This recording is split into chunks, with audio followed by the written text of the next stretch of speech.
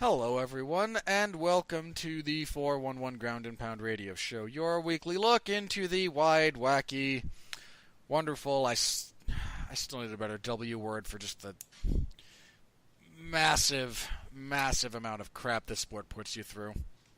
World of mixed martial arts. I'm Robert Winfrey, I'm your host for this show, and thankfully, for those of you who just suffered through the last two episodes, that was me talking to myself, we got Jeff back. Jeff, how are you? What about this? What about that? Why you say this? Oh boy. Yeah. Tonight we're going to be talking about UFC 229. The fights, the fallout, I'm sorry I took off my shorts, but I had to. My balls were hot. Derek Lewis should never be allowed Donald Trump called me and said, Brett Kavanaugh is making us look bad, so take off your shorts on TV to give the audience a distraction. Derek Lewis should never be allowed to fight again because his fights kind of suck. But every time a fighter wins, instead of interviewing that fighter, because most of them are painfully generic, we should just interview Derek Lewis. Might as well. Oh boy. Just let him call. Just let him do like post-fight recaps. He probably can't hold a thought for like doing commentary, but just let him like talk for 30 seconds instead of a post-fight interview. Oh god, he's what is it, Ollie on Family Guy for their like local news station who they cut to for just random like 3-second intervals. The weatherman for the Black View weatherman. It's gonna rain. It's raining sideways. Don't you have an umbrella? Had one. Where is it now? Inside out, 2 miles away. Bring me some soup. What Bring kind? me some soup. Chunky. Oh god, I tend to really like just loathe Seth MacFarlane, but there's some bits from that show. Family Guy was good for a while in its earlier. It definitely had some. It was some different. Highlights.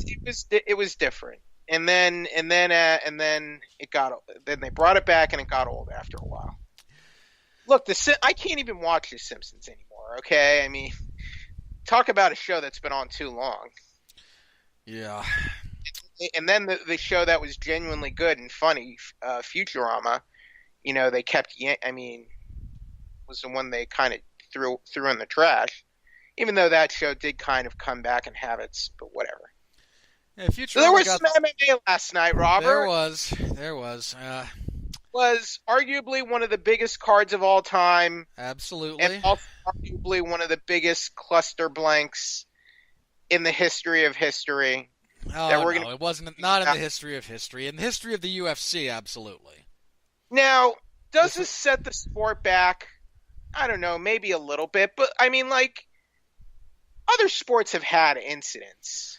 I mean, lest we all forget the time when boxing has had multiple incidents like this. Yeah, several riots have broken out around boxing. I mean, what was it? I mean, I remember I was in high school, I think, when the Indiana Pacers like got into a brawl with the literal fans courtside. I mean, even the brass of the NHL has talked about, we would rather have courts on the ice than off, And I mean, we all like to kind of glamorize the spectacle of going to a professional football game and a football in the American sense. There are some terrible horror stories about the fan experience of going to of those. Like, this isn't good. Let me be very, very clear about that, and I'll get. It's into not specifics. Good, not at all. But I don't know. But I don't know. I mean, okay. So for those of you. Well, look, I guess why I'm so upset is that I predicted Khabib to basically do this, Like, I predicted this, and this puts a black eye on Khabib's whole performance and victory. We have an undefeated fighter, the greatest victory in his career, in his life, and this is whether we like it or not, whether anyone likes it or not, this is going to overshadow that moment throughout history, unfortunately. And it shouldn't have happened that way. but Yeah. whatever. For those of you unaware of the specifics of the situation, I assume you all do, but I'm going to go over it very briefly anyway. And I want to draw a distinction because Jeff brought up that this is in some ways going to overshadow Khabib's performance, and there's a reality to that that's absolutely true. I want to talk about the actual fight independent of what happened afterwards, because while they are in many respects intrinsically linked, I don't want to do the fighters, both Khabib and Conor, the disservice of ignoring the fight in favor of talking about transitioning between the two. So I do want to talk about the brawl, but I want to talk about it first, and we'll just kind of get it out of the way and then move on to the actual fight itself. Now, I don't know if you've seen this, but it looks like there was some newly released footage that I can't tell for certain, but it appears that Conor threw a punch first at one of the cornermen or teammates for Khabib's team inside the octagon. Yeah. Before all hell broke loose. Look, to me, there are many parties to blame here. Many parties. But Conor is not blameless here. Not at even all. Close. I'm not, and I am not trying to excuse the people who attacked him, because that's as low as you can get. But Conor is not a victim in this. And look, everyone gets emotional and has a knee-jerk reaction to this. Ariel Helwani and Chael Sonnen especially, but they were kind of painting it like Conor was the innocent victim here. He was far from that. Conor is, and I sincerely hope that the NSAC does their due diligence here and examines all this footage. I mean, it's on Fox Sports, it's on the major websites, so I hope all this gets examined, because Conor is not punished quite as severely, but I feel like he should be punished as well. Yeah, the sequence of events, as I understand it, based on, and there's fan video of this, that's kind of what I'm basing this on, as well as from the UFC broadcast. After the fight, so Khabib gets Conor with a neck crank, jaw crusher, rear naked choke variant in the 4th round. After the fight, Dillon Danis, who is a waste of human space. He's, a jiu-jitsu practitioner. He's been transitioning into MMA. Even in jiu-jitsu circles, his big claim to fame is that he's really hard to finish. More than he's, a savant who needs to be studied. He's not. Well, and Firas Zahabi has been going off on Dillon Danis and been kind of on. He's clearly taken a side here, and I'm not, but he has been talking bad about Dillon Danis all day, basically. Well, Danis is kind of a loser. I'm not going to say that, but it seems going by Firas Zahabi, he's reinforcing your point that he's not well liked. He got kicked out of his jiu-jitsu school, and bear in mind, I think that's Marcelo Garcia's school. Not just for being a giant douchebag. And considering some of the wanton criminality that has taken place in the jiu-jitsu community at times, and that's not all of them, mind you, but let's not pretend it doesn't exist, you gotta be a pretty, enormous jackass to just get kicked out of a gym like that. And he did. He starts jawing at Khabib from the outside. Danis, very famously one of the training partners for Conor McGregor. Which isn't really, there's no really a rule against that. Unless... No. This is, again, nothing to this point. He and Khabib start yelling at each other. Conor has done that too. Yeah, this is not uncommon. This happens all the time. I don't like it. I'd rather it didn't happen, but it happens. Well, I don't think those guys in that area should be allowed to do that. There might be. I'll tell you, when I was credentialed by the UFC, Robert, we had a list of rules. We had an NDA, not really. We had code of conduct. Basically, that we have to sign and agree to. And one of those not what's the word I'm looking for? One of those, I guess, sanctions, or I guess one of those rules is we can't clap and we can't cheer for fighters. Okay. So if you're a reporter on Media Row, I mean, it's not a law, but like you're basically restricted from verbally reacting to the fight. Now maybe they have to make that a rule for cornermen or people who are down there. Whatever. Yeah, I mean, again, lest we all. One of the things that kind of struck me after the fact about this is, for a bit of this instant, if there's a specific point that if it stops at this point, it's not all that different from Fabricio Verdum kicking Edmond Tarverdyan in the face, which was a stupid thing from all parties, but also didn't escalate any further, and we all just kind of went, yeah, you shouldn't do that, and moved on. But I mean, the coach. I mean, look, Tarverdyan is not blameless in that either. No, I mean, he got in Verdum's face and was screaming profanities and insults at him. It wasn't just a random kicking in his face, although Tarverdyan probably does deserve that. But I mean, if you're a coach or cornerman, you should not be allowed to do that after a fight. You really shouldn't be like trash talking the other fighter. It's a bad look. And look, those cornermen and coaches, they're licensed, are they not? Yeah, you have to be licensed. All right, by so the if I have commission. a credential, if I have an official credential from the UFC, and I have to adhere to certain sanctions and rules, it should be the same for cornermen. Yeah, there are rules.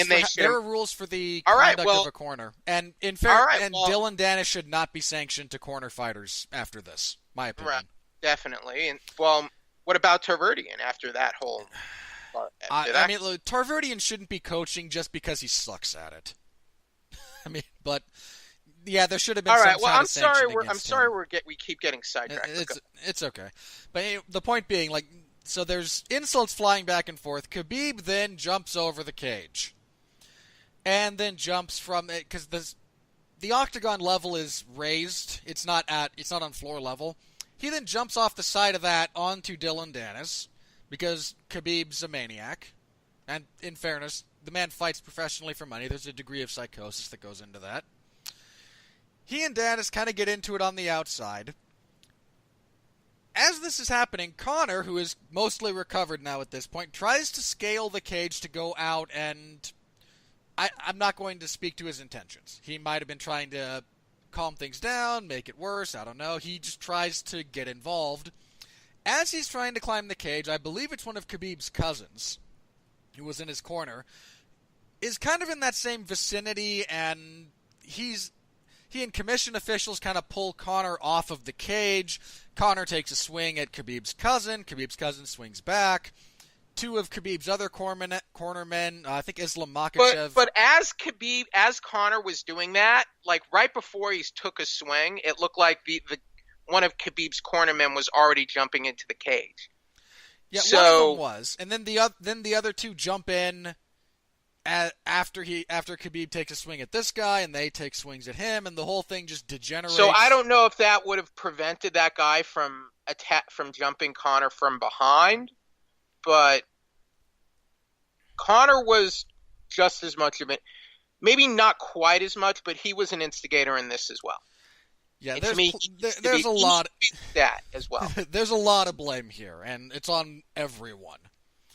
Thankfully, things don't get any worse than this. Khabib comes back into the cage. We don't actually get a full-blown riot, which we should all be very grateful for, because combat sports, especially... Do we want to give credit to security and police for at least not letting it escalate? Oh, yes. Even though I feel like they didn't do a great job here, and apparently they had all these meetings and did all this business to kind of prevent something like this. Let me put it like this. I don't know. There were things that could have been done better, but they still did a very good job, because combat sports, especially emotionally charged events like this, have a rich and colorful history of degenerating into riots after the end of a fight. So does shopping for Funko Pop variants. Apparently. 10 people at a Hot Topic shopping for exclusives. So I do want to It's credit. not. My point is, for anyone who would want to decry or bring down MMA for this incident, it's not isolated to MMA and combat sports. I mean, come on, people. You've all seen Black Friday, right?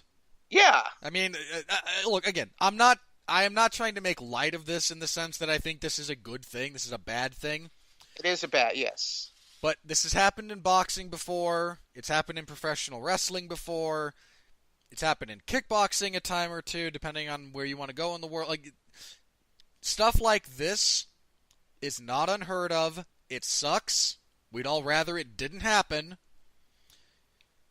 And it's a black eye on whatever. Again, I mean, this stuff similar to this happens in non-combat sports. There are plenty of instances of just fans starting altercations at in every professional sport. I mean, for crying out loud, soccer hooligans are a thing for a reason. Like, that's not a manufactured archetype. That's a reaction to reality. This stuff happens. It sucks. It shouldn't happen. And frankly, it's a minor miracle that the UFC in particular, has gone as long as it has without something like this on this type of stage. Still don't like it, but I'm trying not to, and again, I don't like it, and frankly, nobody wins. This is not a thing where anyone no one comes out ahead. The UFC doesn't come out ahead unless you count raw publicity, even though a lot of it's negative. If all you care about is raw publicity, maybe you could argue the UFC came out ahead. I tend to think the UFC experiences a net loss on the night, but there were some significant gains in other areas, so it can be a little bit wonky like that. I mean, this was the biggest fight of Khabib's career. He was going to make $2 million for this fight. Possibly more. That was his disclosed purse. Put it like that. He most certainly has pay-per-view points. He has sponsorships. I mean, Khabib doesn't have the same fan base in the same part of the world that Conor does, but Khabib is a relatively large star in his part of the world. And at this moment, the NSAC is officially withholding his purse. Until they complete their investigation and fine him whatever they're going to fine him, and given that it's $2 million, somewhere in the neighborhood of 30 to 60% is probably what they're going to wind up with, because, hey, that just means the government gets money. The UFC might withhold his purse as well, or whatever they planned on paying him. They might. They very well could. That's entirely at their discretion. I mean, Conor got paid. Conor got his, what was it, $3 million? Again, disclosed. He absolutely made more than that. But yeah, for the proper 12 deal. Oh God, there's the proper 12 deal. There's whatever. Proper 12 was a sponsor of the event, and they were on the mat. Yeah, I don't know if he paid for that spot or if it's just part of his new deal with the UFC, but yeah, it was on the mat. I doubt he lost money from that deal. His big sponsorship deal was that he signed not too long ago. Didn't grant him any equity or ownership. They had to sweeten the pot for him. I mean, the point being, like, nobody comes out ahead in this scenario. And really, maybe. Well, I mean, look, the cult of Conor is going to be the cult of Conor. There's no getting around that. But when they book the rematch, ugh. And you know what? The cynic in me says that because Conor's already hyping it up. Conor wants it. And when has the UFC never marched to Conor's drum? The only thing they won't march to him on is the equity thing. That and they let Conor get away with everything short of murder for the last several years. To be fair, depending on the circumstances regarding the homicide, they might let him get away with that too. And he wouldn't be the first high-profile athlete. He hasn't committed murder yet, but and so he would not be the first high-profile athlete to kill someone and resume their career. Ray Lewis. God, but what a mess. Yeah, But the thing that's just most upsetting to me is that I knew Khabib was going to, I knew more than anything. As much as I've known anything predicting fights that Khabib was going to do this. And instead of talking about that, we're talking about this cluster blank. Well, we're about to move on to that. Do you have any last thoughts on, again, the brawl and that whole situation that you want to get out, and then we're going to put it behind us and we're going to move on to the fights themselves? Look. To me, I blame everyone here. Everyone messed up here. And I don't feel sorry for Dana White because he kind of fanned the flames a little bit. He's unrepentant. And I understand why Khabib is upset. He's not like us. He doesn't get that it's all entertainment. He doesn't get that. His close friends and look, I'm not saying they're good people. But Conor, even though it was probably all just for the show, Conor was saying some deeply personal, arguably race-baiting, prejudicial things toward Khabib. Would you agree with that, Robert? I would agree with that. He said some very, very repugnant things. And look, Chael Sonnen did it too. Samir Khadi accused Chael of being racist. I don't think Chael was really racist when he was building up the fight to Anderson Silva. He was just trying to play the bad guy.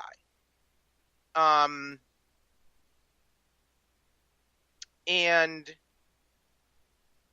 Conor, I think, was trying to get in Khabib's head, and it failed. And look, he's not the first combat athlete to do this. Muhammad Ali has done this. Floyd Mayweather has done this. People like Floyd Mayweather, let's not forget, he's not a choir boy, right, Robert? Very true. Wait, who? Floyd? Floyd Mayweather Jr. Floyd's a terrible person. But let's remember, he said some pretty racially charged things about Manny Pacquiao. Do you remember that? Yeah. And all of that was kind of, there was a little bit of pearl clutching for a little bit, then it was kind of swept under the rug. The kind of, which the double standard is, if it was a white person doing that, it probably would have ended his career or made him somewhat of a pariah for life. And I guess what I'm getting at here is, I see what Conor was trying to do. And I'm not excusing what Khabib did. But I'm just kind of angry at everyone right now. And I'm just quite frankly, my feeling is suspend Conor, suspend Khabib, strip Khabib. And to me, the only solution we can have right here is Ferguson versus Poirier for the lightweight title. Because you want to know what? Those two are model athletes. They're model fighters. They're good representatives of the sport in the UFC. And I don't know more deserving fighters than these two. Quite frankly, Conor and Khabib have disqualified themselves from the sport right now. And they should not. And we need to stop rewarding this kind of behavior. We need to, if this is as bad as we say it is, then we need to put our foot down now. And we all have to take some time to retrospect and go, okay, we've gone too far. We went too far. And we need to set some new ground rules and let this be the line.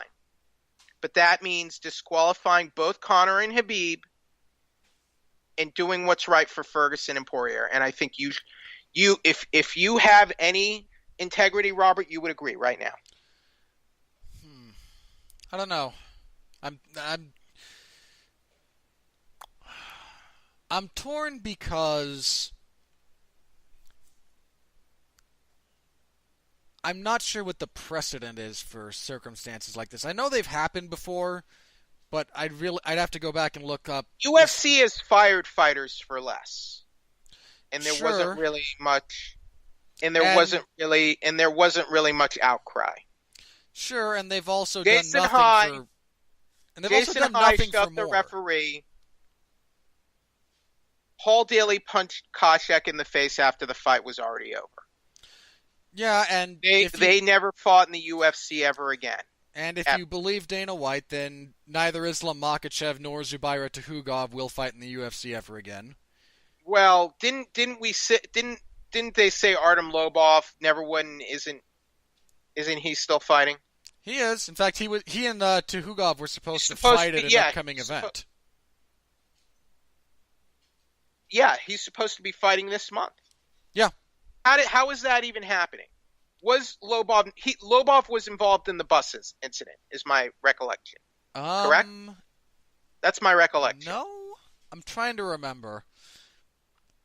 The whole thing started because Lobov and Khabib had traded words, and then Conor took exception to that because despite Artem Lobov sucking out loud as a fighter, he and Conor are friends. I don't remember if he was part of the group that actually attacked the bus or not. Because he might not have been in that gang. I believe he was there. He might have been. He might have been, and I might be misremembering. But I mean, if the UFC had any kind of internal consistency about this, then yeah, we'd be dealing with a year suspension to both guys. Is it good that they don't have internal consistency? That maybe you have to look at things on a case by case basis. I don't know what's better here. Let me put it like this. It's good that there is some latitude. It's bad that it's as wide as it is. Okay. I mean, again, when I say that they've done nothing for worse than this, you and I were both, in the sport, watching it, enjoying it when there was the Nashville Brawl on CBS. Right? But that was Strikeforce. Sure. I mean, hang on. And Dana came down hard on Strikeforce for that. And everyone involved in that fought in the UFC more than once after that. Right. It's... Granted, Miller, look, what I would say about that is Jason Mayhem Miller should not have been allowed in the cage after that. Sure, but again, both Diaz brothers, Gilbert Melendez and Jake Shields, stomped him. And every one of them went on to fight in the UFC multiple times for championships, all of them. Well, not Nick Diaz, but... Yeah, he did. Nick Diaz fought GSP for the title. Oh, yeah, he did after that. God, I forgot that fight happened. Yeah. So, my point being... I'm not saying guys shouldn't be allowed to fight.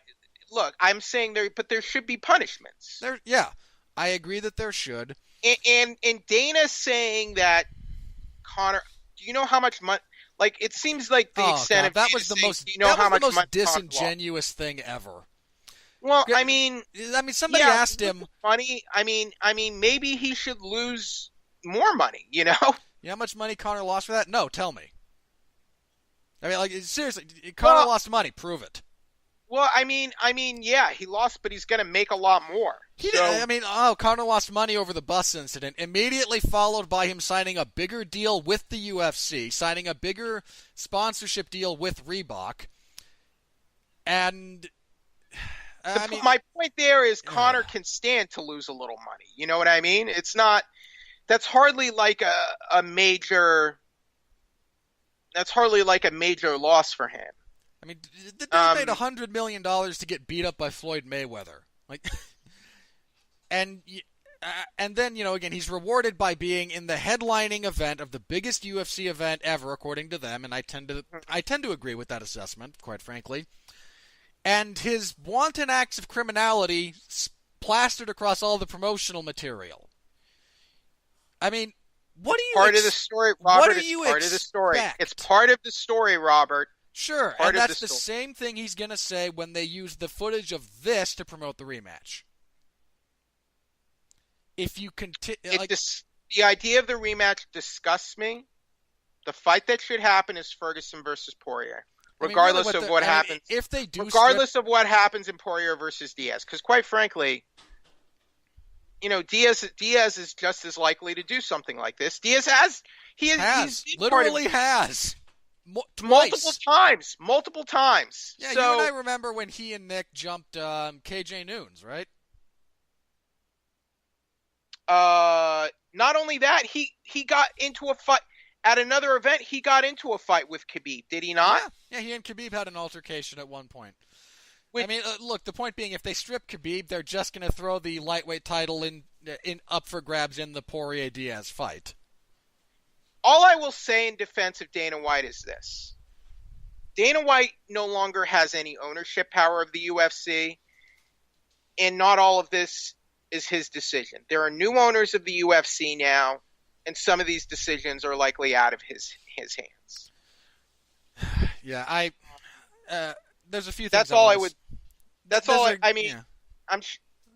whatever. He's, to me, considering he still is the on face. He's still the president of the UFC. He's still the president and the public leader.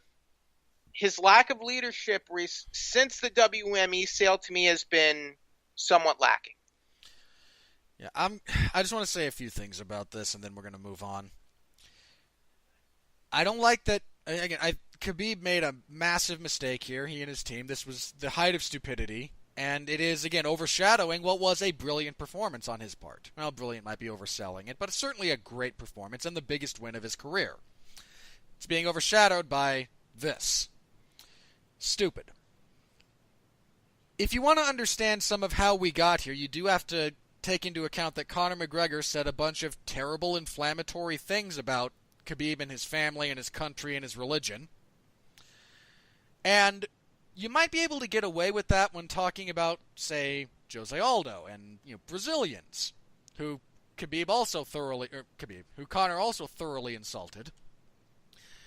In large part because Brazil is a not a perfect country, but it's not third world.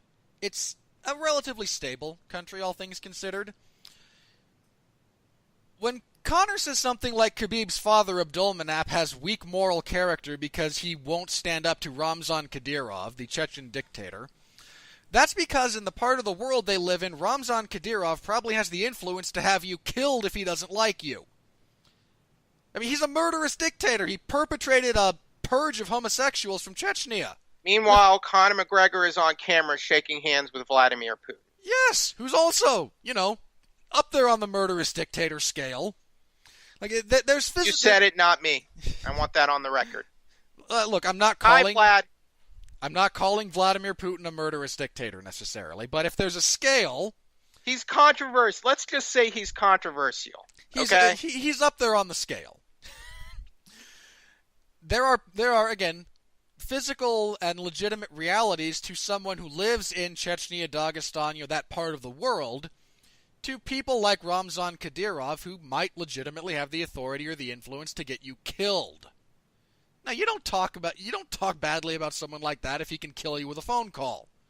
That's not a good thing. That's also a part of the world that, maybe the bit about Kadyrov being a murderous dictator didn't necessarily clue you into. That's a part of the world that is wildly unstable. It has been torn with bloodshed and civil war and just horrible things for ever. There's actually, what is it? There's a video essay I watched a few years ago on Khabib called, what was it? Making a Savage, something like that. That actually, it goes briefly into some of the history of that part of the world, because it's crazy. And these are, young men from that area who have grown up surrounded by violence, whose way out of this is controlled violence, and you're going to insult everything about them. Really? You think this is a good idea? Conor, I think, has a difference between his persona and who he is in his normal life. He puts on the persona for the purposes of selling a fight, and to his mind, he's selling a fight, and he'll say whatever he feels best optimizes that, but he doesn't... I think Conor's an idiot. Look, Conor's an idiot. He's an idiot, but I mean, he didn't understand what he was doing, I think. I don't think he understood the degree to which the people he was saying it to. These are people who will. I mean, if you say half the things he said to someone in that part of the world under different circumstances, they just try to kill you right there. Like this is not a good thing. And then as kind of the cherry on top, so you have Khabib making stupid decisions, you have Conor instigating said stupid decisions with his own stupid decisions, and then you have the UFC. I mean, Dana passing the buck, saying, what more could we have done to prevent this? How about for the last, 8 years, you don't foster a culture of bad behavior? I mean, I might accept that. I might accept that on the night there was nothing else that could have reasonably been done. I might accept that. But the way you have conducted your business leads to this. All I would say is that they have let Conor get a.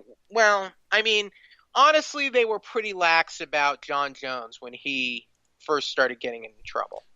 Look, bear in mind, this goes beyond just Conor in particular. Look at all the stuff they have, dealt with fighters and allowed them to get away with, and then you publicly allow the biggest star you have ever had. All right, I love GSP. Conor's bigger. And no question. And prior to Conor, it was GSP. Prior to Conor, it was Ronda. Ronda became a big star before Conor did, just before. I meant biggest. I mean, yes, Ronda was a huge star. And GSP was always a model athlete. Anderson Silva had his moments. Let's just say that. But my point being that this is the biggest star who conducts himself the way that Conor does, and you just kind of grin like an idiot and go along with it because you know it's going to make you money. You don't get to then pretend that you are free of guilt when other fighters start imitating bad behavior because the most successful guy to ever do this gets away with bad behavior in no small part he's successful because of it. You fostered this culture. I'm still surprised that no governing body took action over the referee incident. And I know it happened in England and in Bellator, but still, couldn't more action have been taken? Couldn't he have gotten sanctions over that? He could, yeah, he absolutely could have, and because I got to be honest, this incident aside, the bus incident aside, that alone to me is pretty egregious what he did there. Oh yeah, I mean he jumped into the cage before the fight was over. He was a spectator in the crowd who jumped the cage in the middle of a fight. It's not even a licensed cornerman for that bout. No. And was illegal. To me, Literally are there not rules about illegally cornering? Yeah, it is technically, it is illegal for a fan to jump into the cage. Right. I mean, if he wants to shout out at the fighters after he's paid for his ticket, sure. Everyone does that. But yeah, technically speaking, as a spectator, you are not allowed to jump into the cage. Much less, even when there's not a fight, much less before one's officially been adjudicated. But he didn't. It was more than just that. He didn't just jump in. He accosted the referee. Yeah, the ref tried to tell him to get out, and Conor started shoving Mark Goddard. It's the fact that there wasn't more blowback on him for that event, or for any number of other things that he did. And you want to know what? The media is at fault here too. Because the media, not necessarily 411, but by and large, the mainstream media that covers Conor froths at the mouth over incidents like this. And they kind of look at his side. I've never seen Ariel Helwani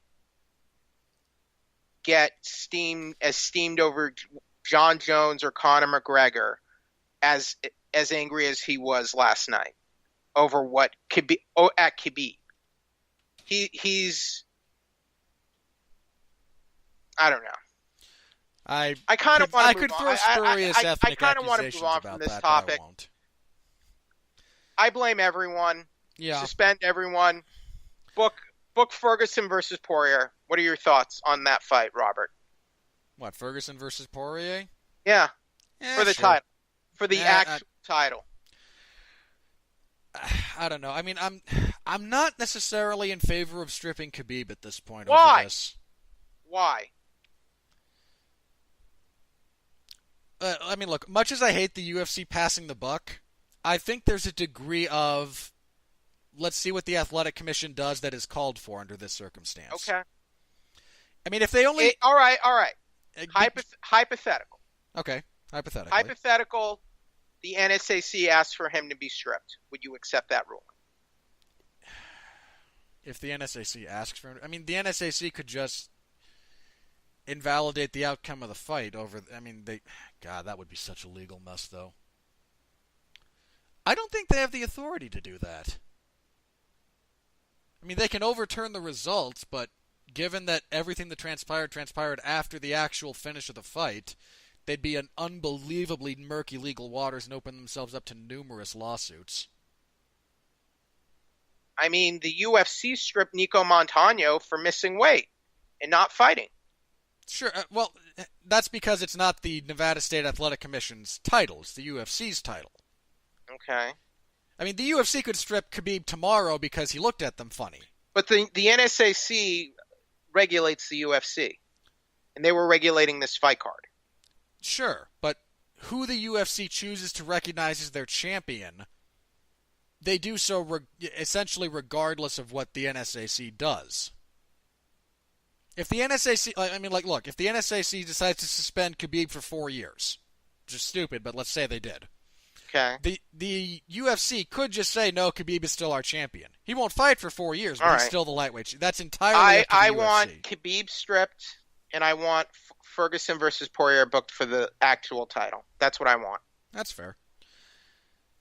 I mean, again, personally, if they suspend Khabib for 6 months... the rules are already pretty murky in the first place.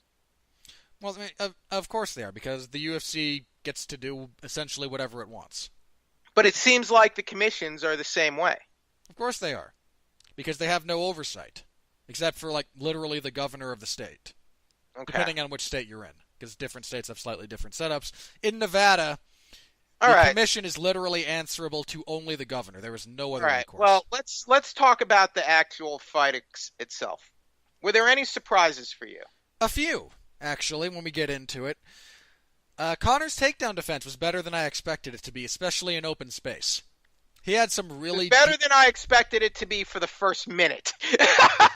No, because he got taken down in the first minute. But when you get into some of the other rounds, he was stopping Khabib in open space relatively well.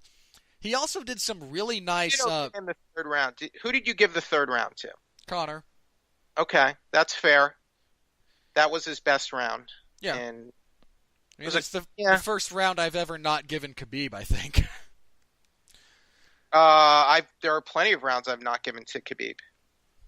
I genuinely don't think... There might have... The last time I rewatched that fight, there might have been one. He lost to Gleison Tibau. No, I don't think he lost the fight. I remember watching it live thinking that Gleison did really well. Then the 30-27 surprised me a little bit. I rewatched it a few months ago in preparation for some other Khabib fight. And I think that time I scored it for Khabib, but I can't remember what round I might have given to Tibau. But I mean, So there's been more than one. Less than 3, but possibly more than one. Okay. I mean, Iaquinta didn't win a round. Darrell Horcher didn't win a round. Oh, okay. No, never mind. Hang on, let me see if I can remember, because Iaquinta didn't win a round, Barboza didn't win a round, Horcher didn't win a round. He submitted Chalarousse. Chalarousse didn't win a round. Tibau might have. Tavares, that was actually in the first. Trujillo didn't win a round. Healy didn't win a round. Dos Anjos didn't win a round. Horcher didn't win a round. Johnson didn't win a round. Yeah. So Tibau at the very least. So, but the point being, at most, it's 2 rounds he hasn't won in the UFC. Which is that's an insane statistic. That is an absolutely insane statistic when you just Conor was actually not look ready at for it. this fight. Uh, anyway, you asked what surprised me. So first of all, Yeah. Conor's takedown defense, because he stopped a Okay. couple in open space that were deep shots from Khabib. And his grip fighting along the fence was significantly better than I expected. He did a very good job for prolonged periods of time of not letting Khabib lock his hands together. Now, credit to Khabib because his chain wrestling is absurd, and he got him down anyway, but grip fighting against Khabib is of paramount importance, and Conor did a relatively good job of that. Khabib surprised me with his feint game. It's one of the best ways to kind of get at Conor, or any counter fighter, is feints to get them swinging at air. It's what, I know it's boxing versus MMA, but the principle is the same. Look at how Floyd beat Conor. It was forward pressure, because Conor, despite being a brilliant counter striker, doesn't fight that well on the back foot, from what I've observed. And anytime Floyd would feint, Conor would overreact looking to counter, which left him open to the counter the counter type thing. And that's what led to some of Khabib's best success in this fight was his feint game. The right hand that he dropped Conor with was just this really quick feinted double leg. Conor drops his hands to look to frame and block the takedown, and then a really fast right hand from Khabib just clips him on the chin. Khabib's feinting overall really surprised me. He hasn't shown a whole lot of that, and it's an important tool, and he got Conor biting on a lot of his stuff with it. Conor's overall defensive game off of his back, the first round he surprised me with how good it was. He did a really good job of controlling Khabib's posture and kind of working for bicep control. Because during that whole first round, Khabib, despite being on top for a lot of it, didn't get a lot of offense off. And normally he does. That's, again, one of the things he's so great at. So there were some things that both guys did that kind of surprised me. This was very clearly one of the ways this fight was going to go.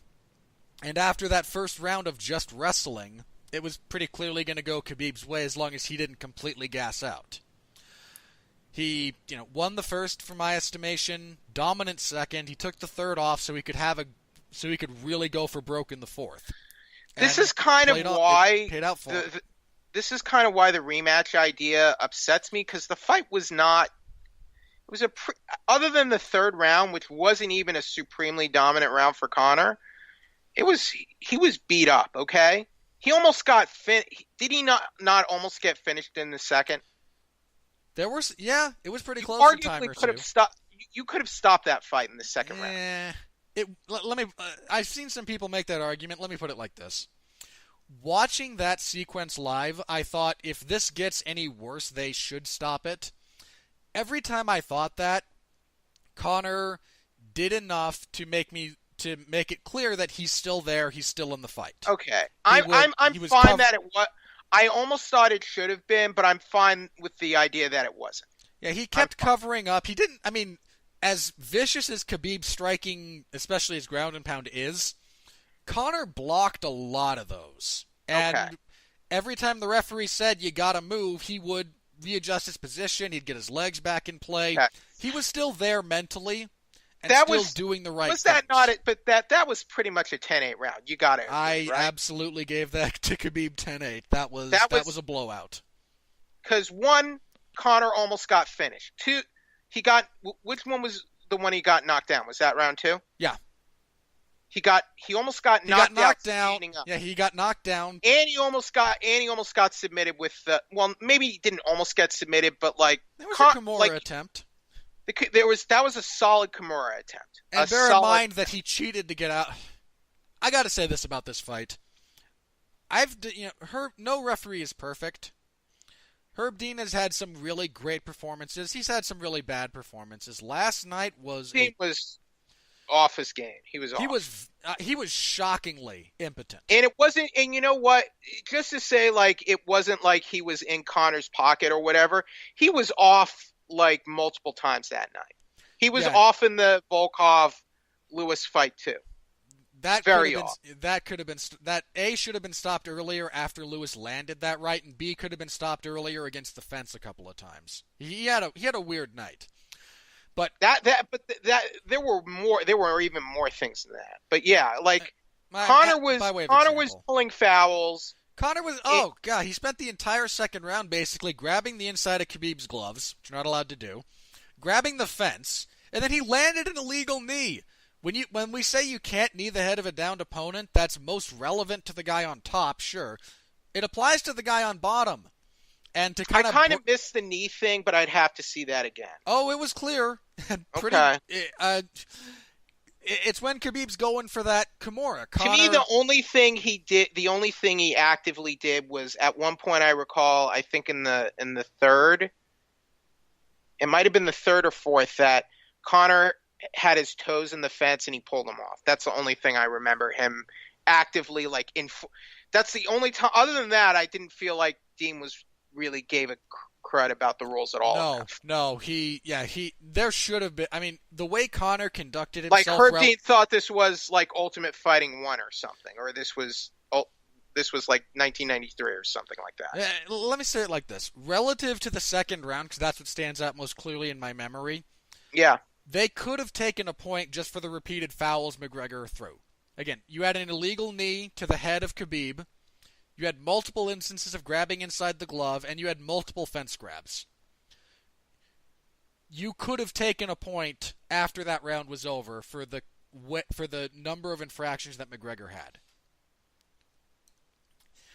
It was a shockingly bad officiating job as far as the actual rules go. I need to apologize. Connor's also very hittable. I'm sorry. He's hittable, and he always has been. It's weird because he is and he isn't. He doesn't keep his hands in proper position and relies on his distance management. And when that's on, it's fine because, I mean, if you know they can't punch you from where they are, then who cares if your hands are in proper position? The proper position is designed to be defensive in the first place. And if you know they're not going to hit you, then you don't need them there because your defense is based around something else entirely, which is fine if you're willing to take that risk.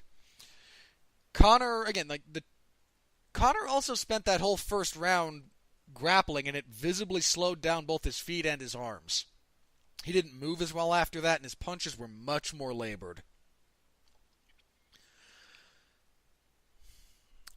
But I just need to briefly apologize for the fourth round because I missed the majority of it.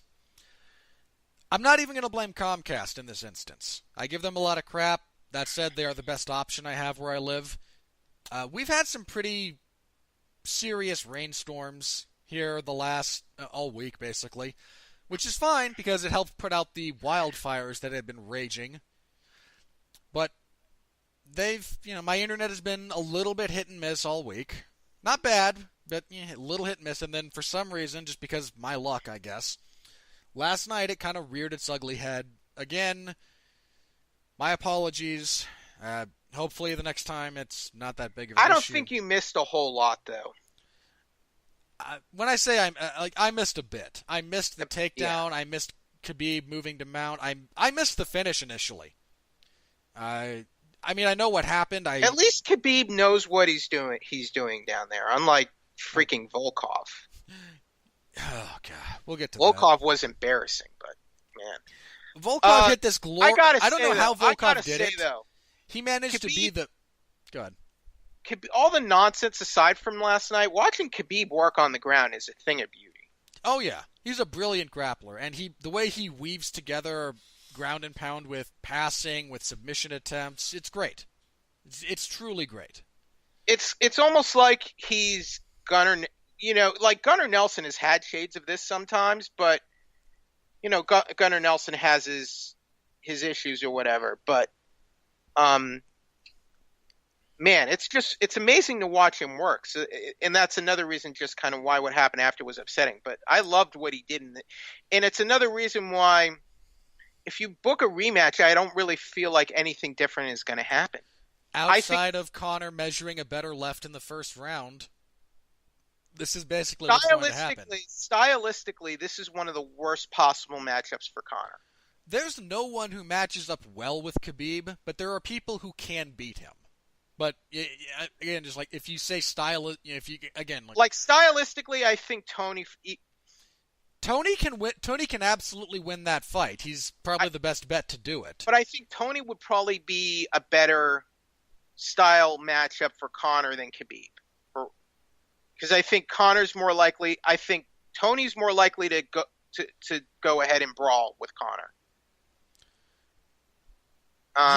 Yeah. Well, one of the interesting things that came out in the aftermath of this fight that I didn't consider going into it, we all talked about striker versus grappler because it's the age-old thing.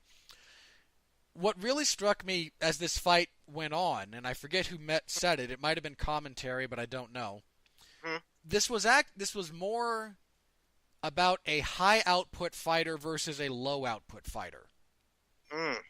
And Conor's a low-output fighter. That's just kind of how he is, and that's fine. There are plenty of great low-output fighters. I'm not knocking it as a strategy. But in the battle between striker and grappler is one thing.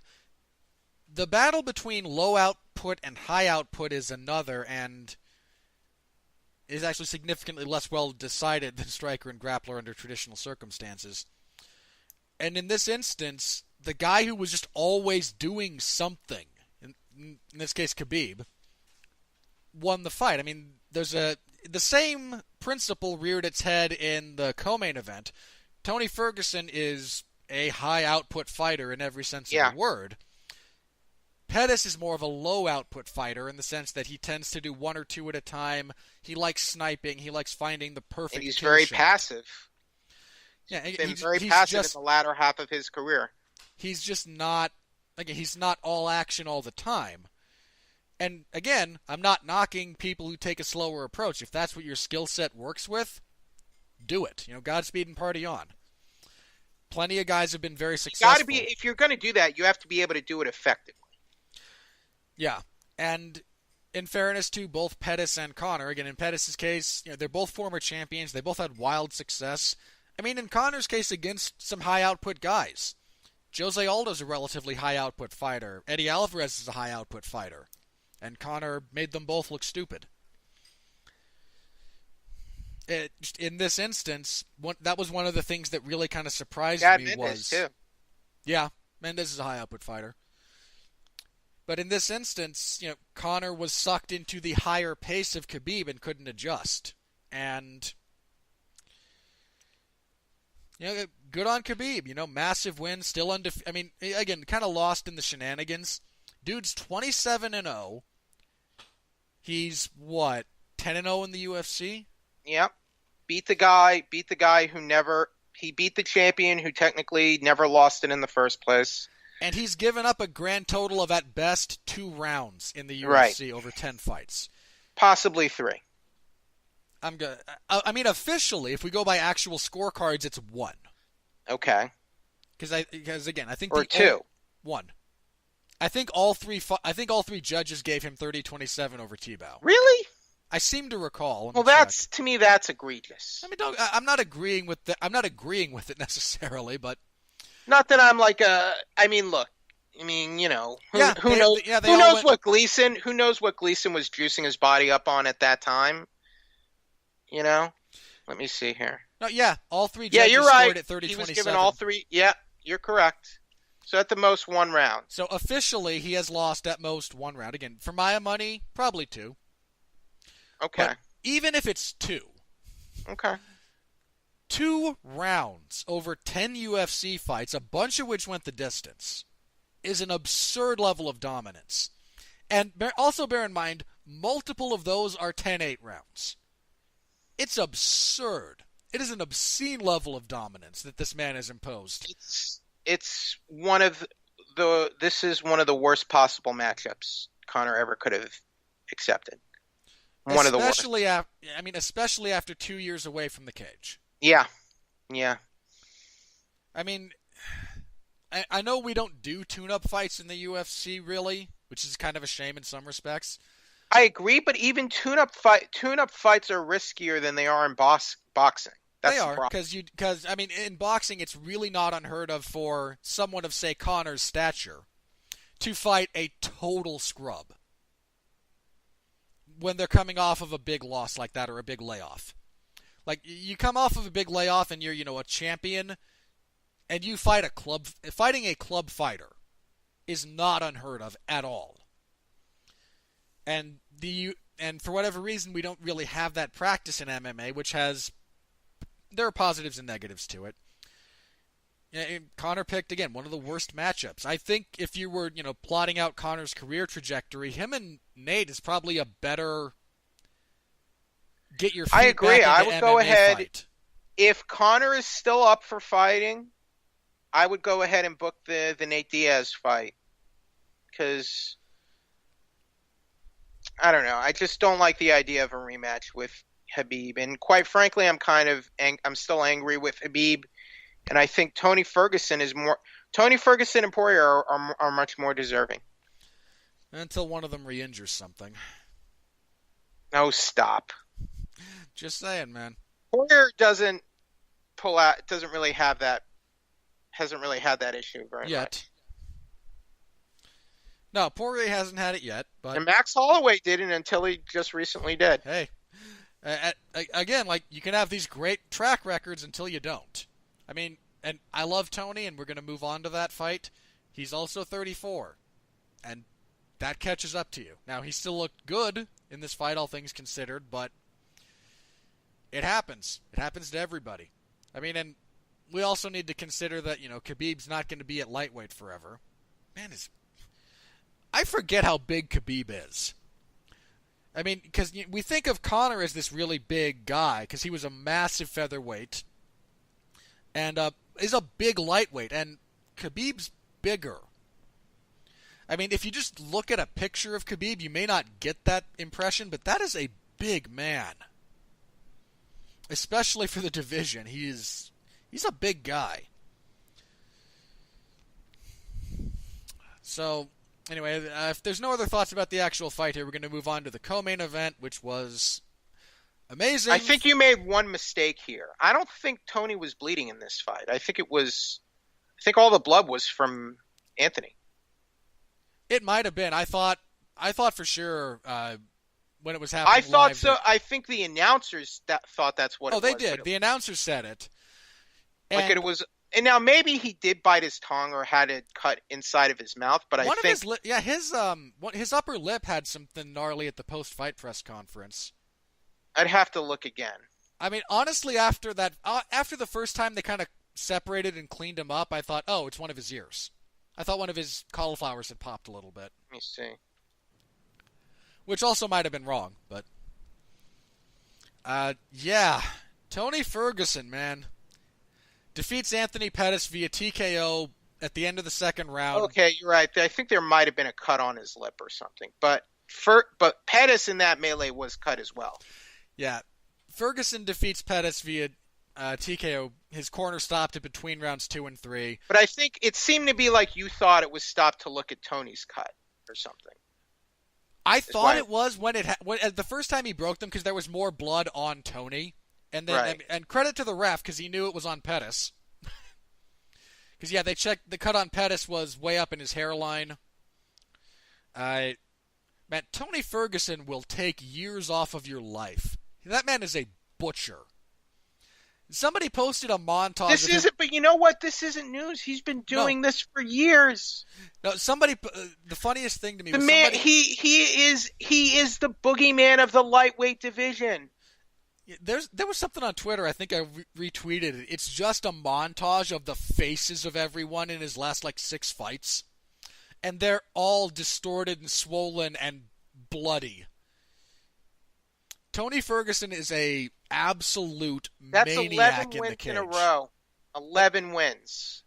That's what, the longest streak in lightweight history in the UFC? Yeah. Yeah. Probably. Yeah, it is.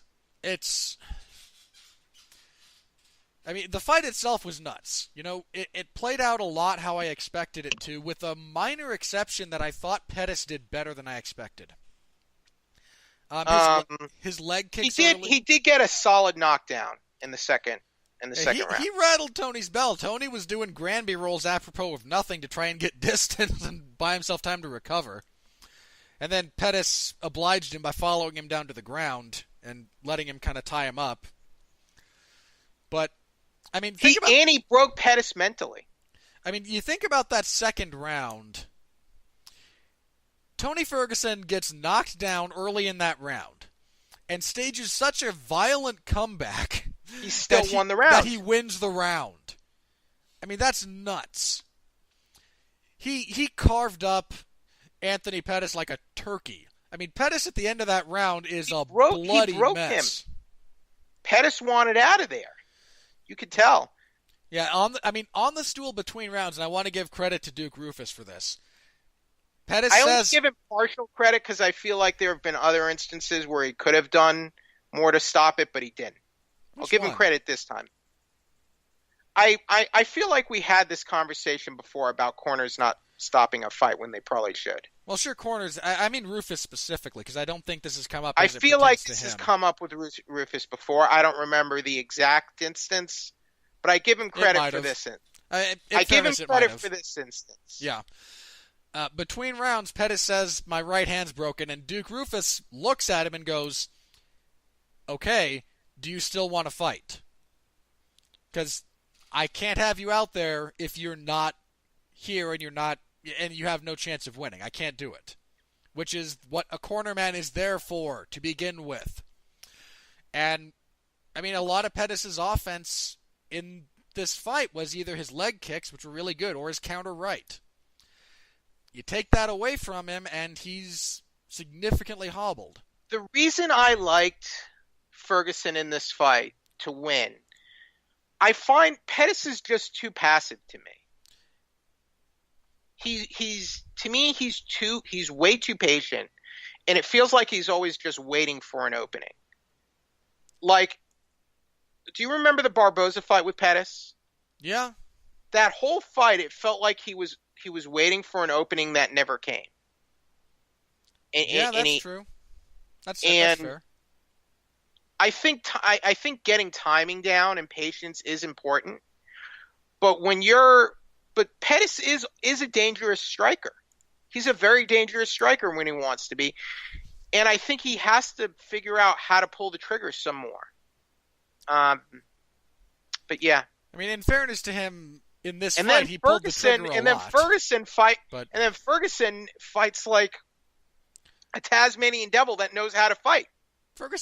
Tony Ferguson's again. I say he's a maniac, partially because he fights like Goblin Slayer.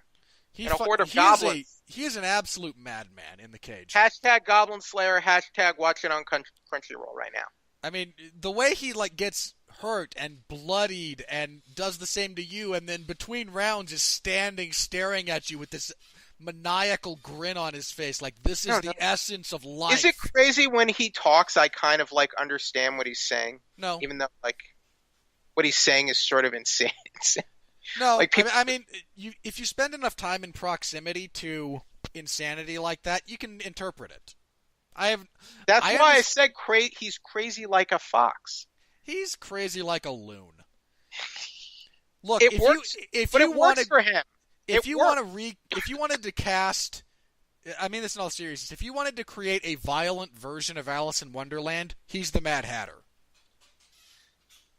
He is nuts. He's a Mad Hatter who would storm the Red Queen's castle and take off her head. Who would absolutely crush your face in with razor blades attached to his elbows. I mean, I love Tony Ferguson. He is a nut job, but I love him to death. He fights like the Guyver.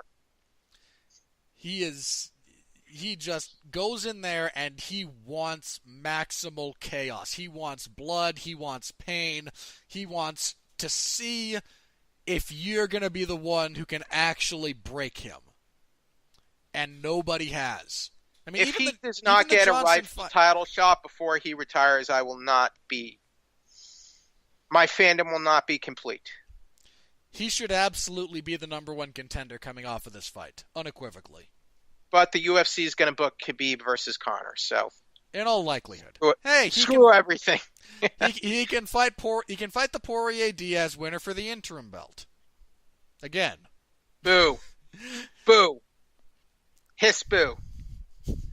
I love this fight, and you know what? I'm glad this got fight of the night because I mean, it deserved it. Was the best fight of the night. Pettis deserved a bonus for getting beaten like a government mule. Look, he deserved a bonus for that fight. He fought a good fight for significant portions. He rallied back. He did rally in the second round, and he had a big knockdown. He had moments of success. He really good leg kicks. He hit Tony plenty of times. He hit Tony with that. Like everyone was talking about Tony's surgically repaired knee, and then he hit Tony with a solid leg kick at the outset, and then Tony's just like, "Yeah, okay, that's how it is." Did you see his post-fight press conference? Yeah, I loved it. I love his thing about pain. It's like, no, everything else is fake. Like friendship can be faked, happiness can be faked. Pain, man, pain is real. Damn. Okay, buddy. I love the guy. I mean, To me, like people say this is like the ravings of a madman, but to me, he's brilliant. I mean, both things can be true at the same time. He's both. Yeah, I mean, the two people I believe most perfectly suited to fight in MMA are him and Justin Gaethje. I mean, those are and he's talking about his 401k and going back to school to get his. I had to laugh at that doctorate because he said the wrong thing. It's supposed to be PhD, and he said like his PIT. Just something. But no, he and Justin Gaethje just was on point. He was on point. The way they Let him fight say PI. and the way they conduct themselves just as total maniacs is perfect for this sport. Ferguson is a better fighter than Gaethje. Yes. I'm sorry. Oh no, I'm not comparing their actual ability. Okay, yeah. Although, God, I would love that fight. But credit to Pettis because I mean he was beaten up. He got clobbered in places, and he kept swinging. And quite frankly, $50,000 is not enough for that. Hey, for a bonus. You said it. Hey, I think that I would have given both of those guys $1 million for that performance, both of them. Yeah. So if I had the money, Tony's back, should be in the title picture. Hopefully, he will be. Again, I want him and Khabib. I think it's the best fight you can make. I think Poirier versus Ferguson would be even better. I don't know. I don't think Poirier has much of a chance in that fight. No, but I still like the fight regardless. I mean, it's still two murder hobos. It's still two violent guys who will go in there and try to kill each other. And I mean, I love that fight too. Yeah, that's why I like it. I'm just of the opinion. Give me that fight. I'm just of the opinion that Khabib and Tony is like the best fight in MMA. I think it's a far tougher matchup than Conor McGregor. And if Tony fights Khabib, I'm going to pick Tony. If that fight ever does happen, because we've had it scheduled multiple times and it's yet to happen. Yeah, so again, it's a really tough fight. I've gone back and forth on the prediction. I picked Tony when they were supposed to fight a while back. Yeah, you did. It's that and like Ortega and Holloway, which we have scheduled again and hopefully doesn't fall through this time. Those are like my two favorite fights. Apart from, I mean, my new dream fight is Holloway and Ferguson at lightweight because, dear God, the violence. Max Holloway versus Tony Ferguson would be just the best. Just the best thing ever. That would be, wow. And look, I mean, Holloway's probably going to wind up at lightweight at some point. Featherweight's not an easy cut for him. He might get stripped of the title and have to move up. If he has another weight cut issue, yeah. And yeah, give me Holloway and Ferguson. Just all the violence forever. I'll take that for the title. But make that for the vacant title. Oh, that would be so great. Anyway. Yeah, so, again, really good fight. What the hell did you do with Derek Lewis? We'll get to that. Hang on. Like, I love... Okay, oh no. Technically, the next fight is Reyes and St. Preux. Were you impressed with Reyes at all? Yeah, a little bit. I mean, his striking, we all How knew. was that? How was the ending not a knockout? I think I that, feel like they should have called it. do you want the actual? I think like Because Ovince St. Preux wasn't answering the stand up. He wasn't able to get up. he was before the. I mean, like the age-old pro wrestling joke about referees' discretion. I think is what we actually get here. Was what Reyes did grounds for a disqualification? Reyes? Yeah. For what? For walking away like that No. when the fight's not over? No. Okay. If you want to turn your back and walk away from your opponent, yeah, you can do that. It's a bad idea, but you can do it. I don't know. St. Preux looked out to me at that point. Oh yeah, he looked out of it. From where I sit, that was a knockout. But all right. I mean, the only rule is you can't be saved by the bell. And if the referee decided that St. Preux was able to show that he was not completely unconscious, then it was a near finish rather than an actual finish. I'll say this much. Reyes is something that the division sorely needs right now. Oh, yes. Sorely. So this could have been like his coming out performance, but we'll see.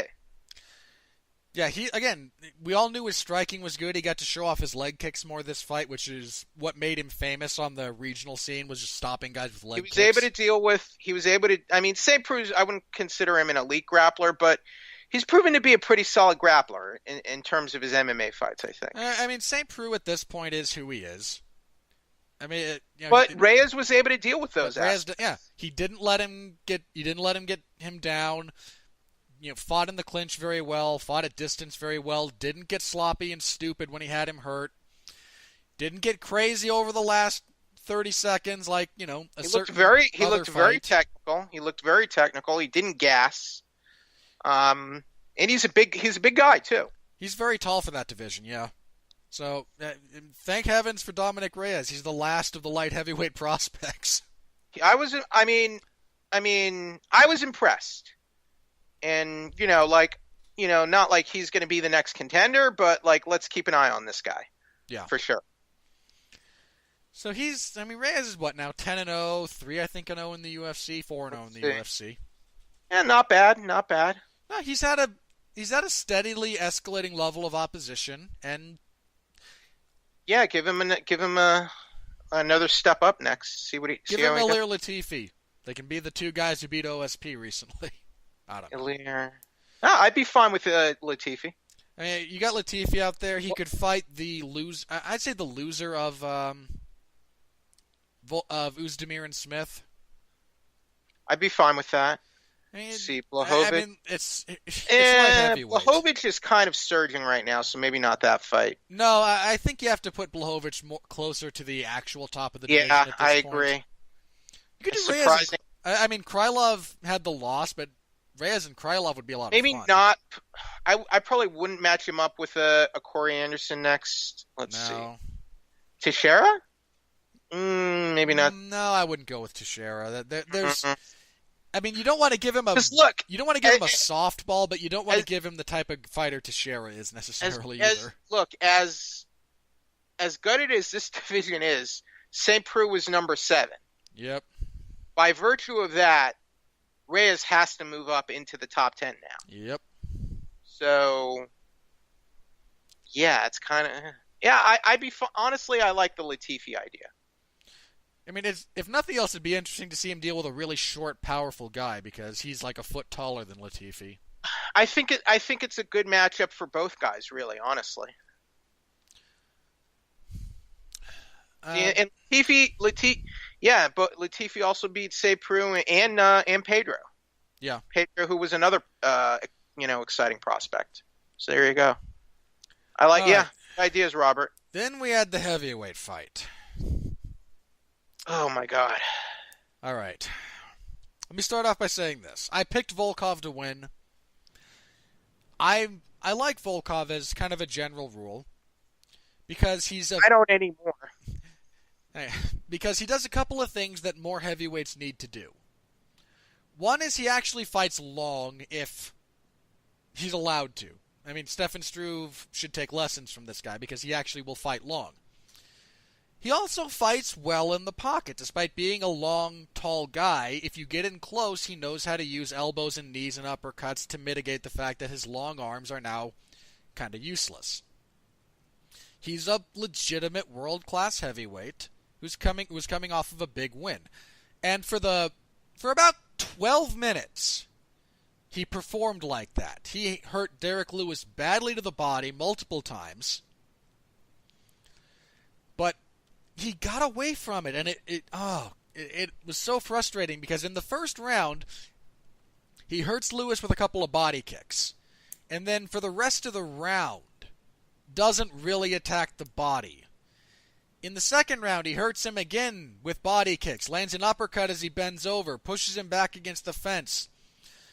But for some reason, he starts headhunting, and instead of continuing his body work, and he leaves an angle for Lewis to kind of scoot away from him. And I mean, look, if you can't finish Derek Lewis, fine. I'm not going to necessarily hold that against you. Derek Lewis just doesn't fall over. I mean, watching this fight, he reminded me of that type of, punching bag that has all the weight at the bottom, so you hit it and it just kind of comes back up. He just wouldn't fall. And again, if you can't get the finish, okay. I'm not going to... I'll point out what you could have finished and what you could have done, but there are some guys who are just really tough and hard to finish, and Derek Lewis is one of them. But if you look at the last, say, minute or so that this fight went, the last 60 to 90 seconds, Volkov suddenly does everything wrong. He stops moving. He stops disengaging. Derek Lewis at this point is a miserable human being. There were points in this fight when I looked at the look on his face and I felt bad for Derek Lewis. Like, man, you are clearly in pain. You clearly don't want to be here, but you're going to persevere and you're going to keep trying because that's who you are as a person. And his only chance is a haymaker right hand. Derek Lewis doesn't even have a good left. It's literally his right hand. And during that last bit, Volkov stops disengaging. He stops fighting long. He keeps getting close. And then that last sequence, I mean, this one guy who has one punch, and this is the only way he has back into the fight, and you decide, hey, rather than move backwards and let him swing and miss and just run out these last 30 seconds or so of the fight, I'm going to step into this punch and try to knee him. I mean, for such a, in many respects, perfect fight going on before that, and I mean perfect from a technical perspective because he made Lewis do everything wrong, his brain just evaporated for that last bit, and it cost him... Did he just get tired after the first round where he mauled Lewis? Was that it? I mean, that didn't help.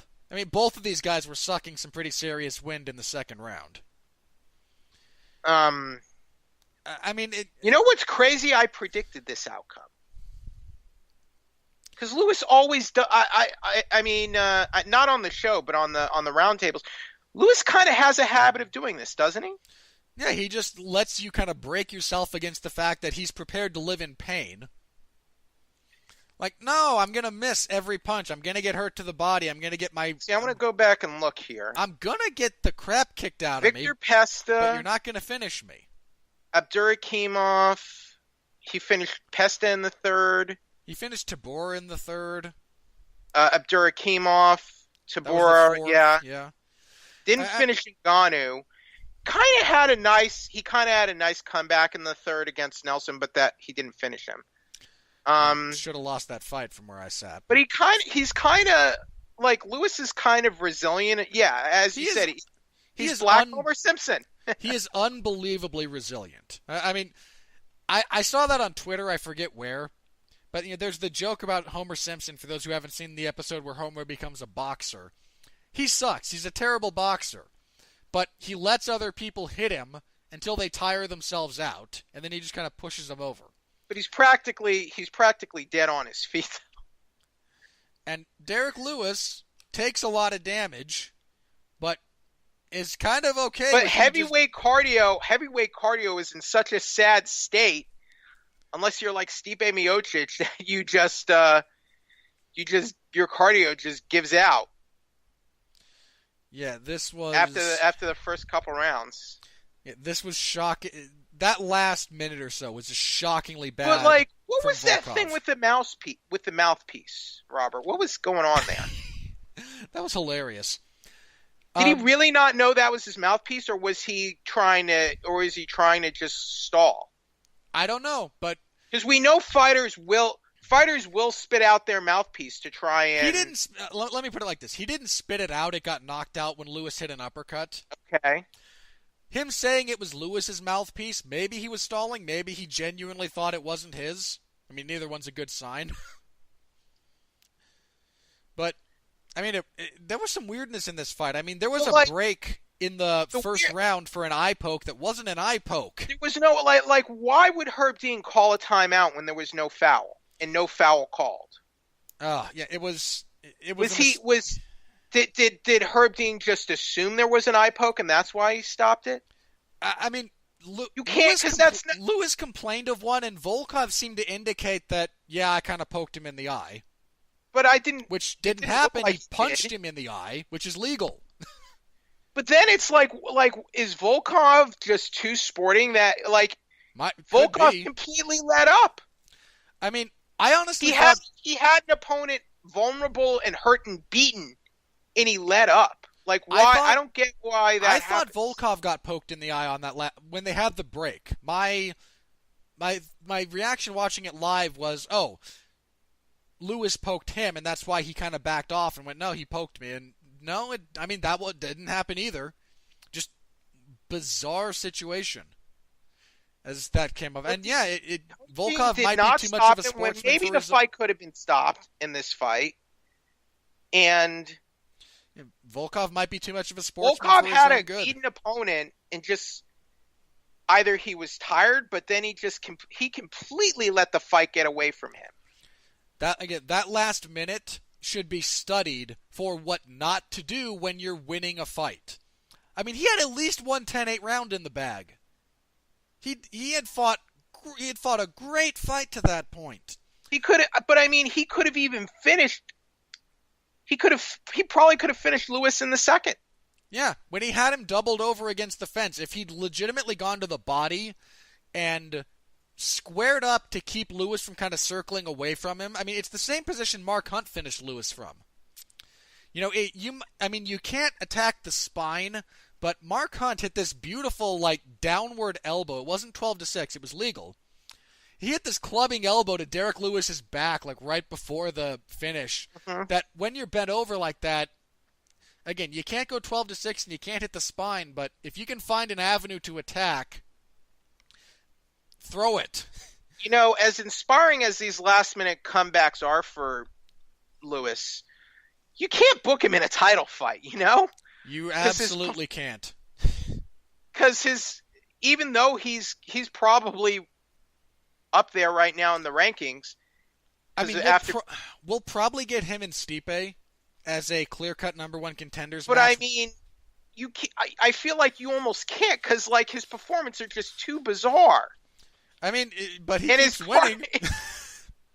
And I don't know, I don't know. Maybe that's to his benefit.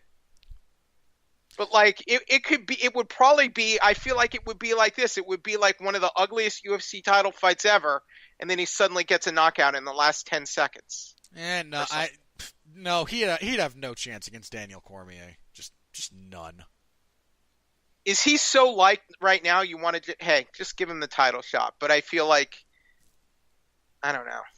I think you do him and Stipe, and you might even do it for the interim belt because the actual belt's going to be held up with Lesnar. They can get Stipe to fight again. Fair. Assuming all parties are amenable, you do Lewis and Stipe because DC wants his easy payday. You know what? Lesnar. I feel like he'd have a 50-50 chance against Kane.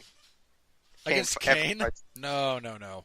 He has almost no chance against Kane. A rusty Kane who hasn't fought in years. Even a rusty Kane in Mexico City still beats Derek Lewis in all likelihood. All right, fair enough.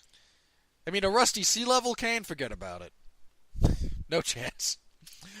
But I mean, look what happened with Francis Ngannou. Ugh. I mean, look, I joked about this because I think I heard it somewhere else. Derek Lewis should never fight again because his fights suck.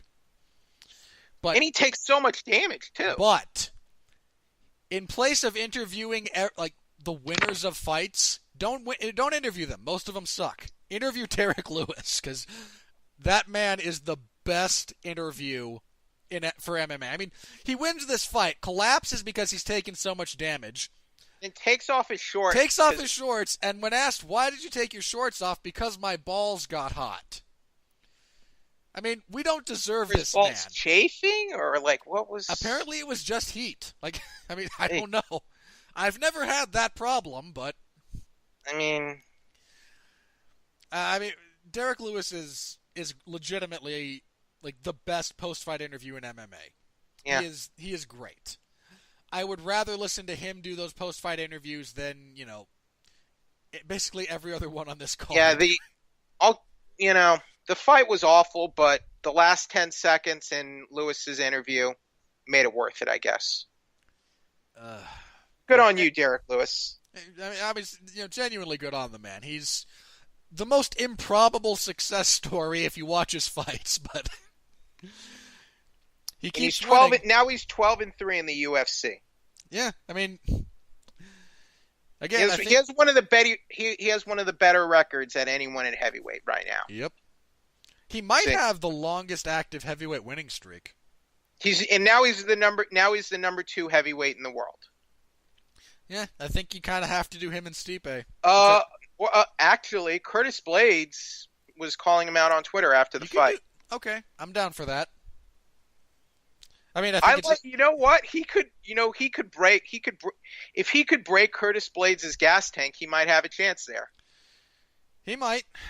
It would probably be like this. It would probably be like 15 minutes of flaming garbage. It would be 13 and a half minutes of Blaydes getting takedowns and smashing him from top position, and then a miracle comeback with the right hand. Yeah. But Blaydes is getting better too. He is. You have to give Blaydes credit because, I mean, he put the stamp on that win over Overeem. He didn't, just grind out the decision. He beat that man to hell. So.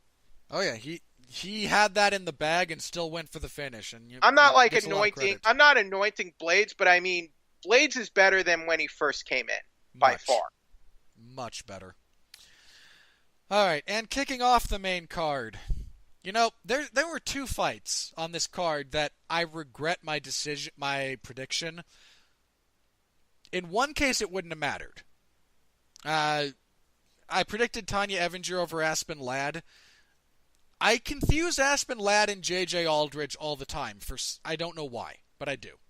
Mm-hmm. Had I remembered who Ladd was, I still would have picked Evinger, but I would have thought about it differently. I don't think I would have changed my prediction, but Aspen Ladd is good.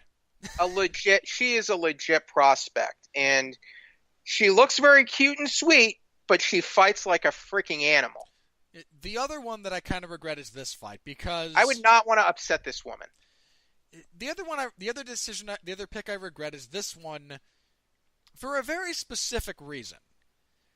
I can't believe... Waterson versus Herrig. Yeah, for Waterson versus Herrig.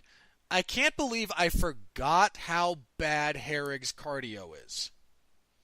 Because everything else about this fight basically went how I thought it would. I mean... At distance... It's not always this bad. It's always this bad. It's just she's not always fighting someone who knows how to punish her for it. Waterson never gets tired. It's hard to make Michelle Waterson tired. But yeah, in this fight, again, I picked Herrig. She's the bigger fighter. And she fights to that. I thought that would play out. It did throughout the whole first round. I just think Waterson is just more technical than Herrig. Waterson is more technical, and there was this one sequence in the first round where Herrig had a body lock and just tried to muscle a takedown. I mean, zero technique.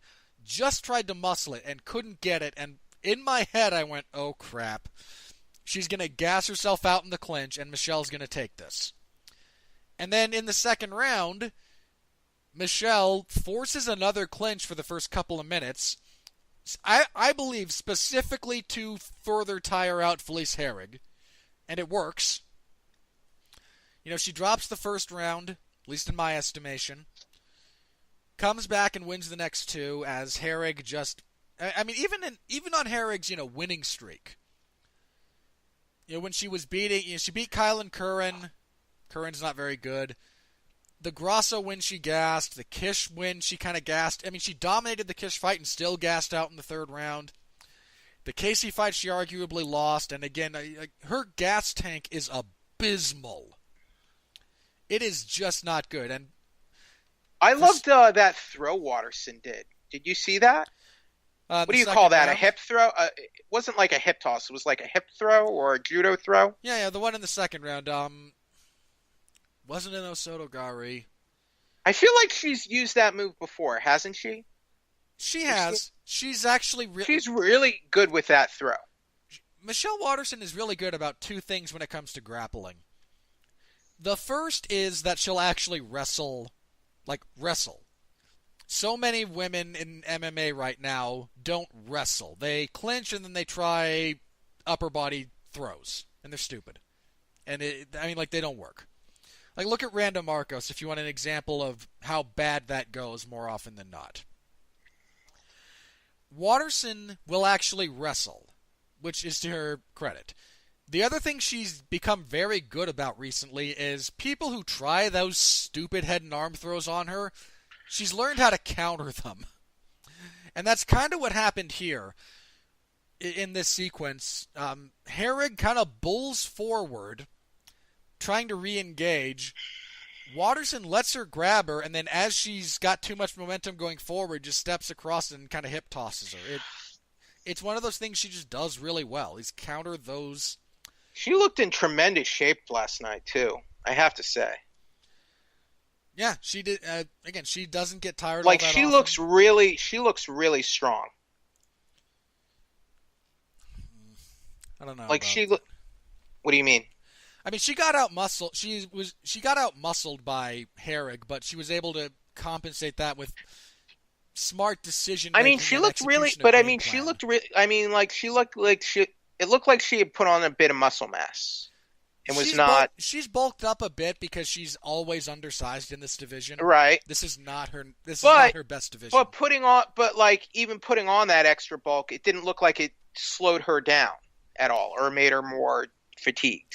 No, she hasn't. She's tried to do it intelligently. It looks like instead of just like, hey, I'm going to add more raw muscle. It's right. How do I add muscle without compromising? She hasn't just bulked up to bulk up. She has tried to maximize her strength. That's very true. I agree. Because I mean, it wasn't a great fight. It was, to me, that fight wasn't a great. It was just kind of there. It was all right. I thought it was a middling fight. It was a perfectly serviceable opener, all things considered. Yeah, fair enough. But, I mean, that whole division is just kind of weird right now, because Namajunas won't be back until next year. I mean, she has Thank goodness we had the co-main and main event. I mean, this was essentially a two-fight card, the top two fights, and the top two fights delivered. Yeah. All right, as for the rest of this card... Jussier Formiga defeated Sergio Pettis via unanimous decision. This went about as expected, all things considered. Sergio Pettis did what Sergio Pettis always does. He shows a good degree of technical sophistication, and shows a degree of, hey, there are flashes of greatness when Sergio Pettis fights. And then he does just enough to lose. It's profoundly frustrating, especially coming off of the win he had over Benavidez, which was his best fight in the UFC. He looked good in that fight. But couldn't deal with Jussier Formiga. I wasn't especially impressed by Formiga last night either. I mean, he clearly fought to win the fight more than fought to really impress everyone. And I can only hold that against you for so long when you win.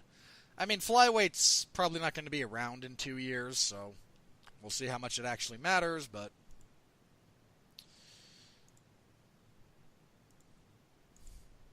Let's see. Vicente Luque knocked Jalen Turner out with punches in the first round. Guys, Vicente Luque is good. I mean, he's only got, one loss in the UFC? Two. He got 2 losses. He's on a 3-fight... this is a really good fighter. He absolutely deserves a better level of opposition than he's been getting. Give that man some top 15 opponents, and let's see what he can do. Aspen Ladd, again, who for some reason I confuse with J.J. Aldridge. I mean, J.J. Aldridge is a strawweight. I don't know why I confused them. But, she put a beat down on Tanya Evinger, man.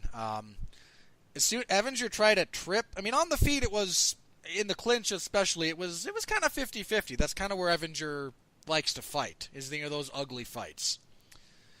Then Evinger tried kind of a trip takedown, and Ladd reversed, got on top, and just unleashed hell.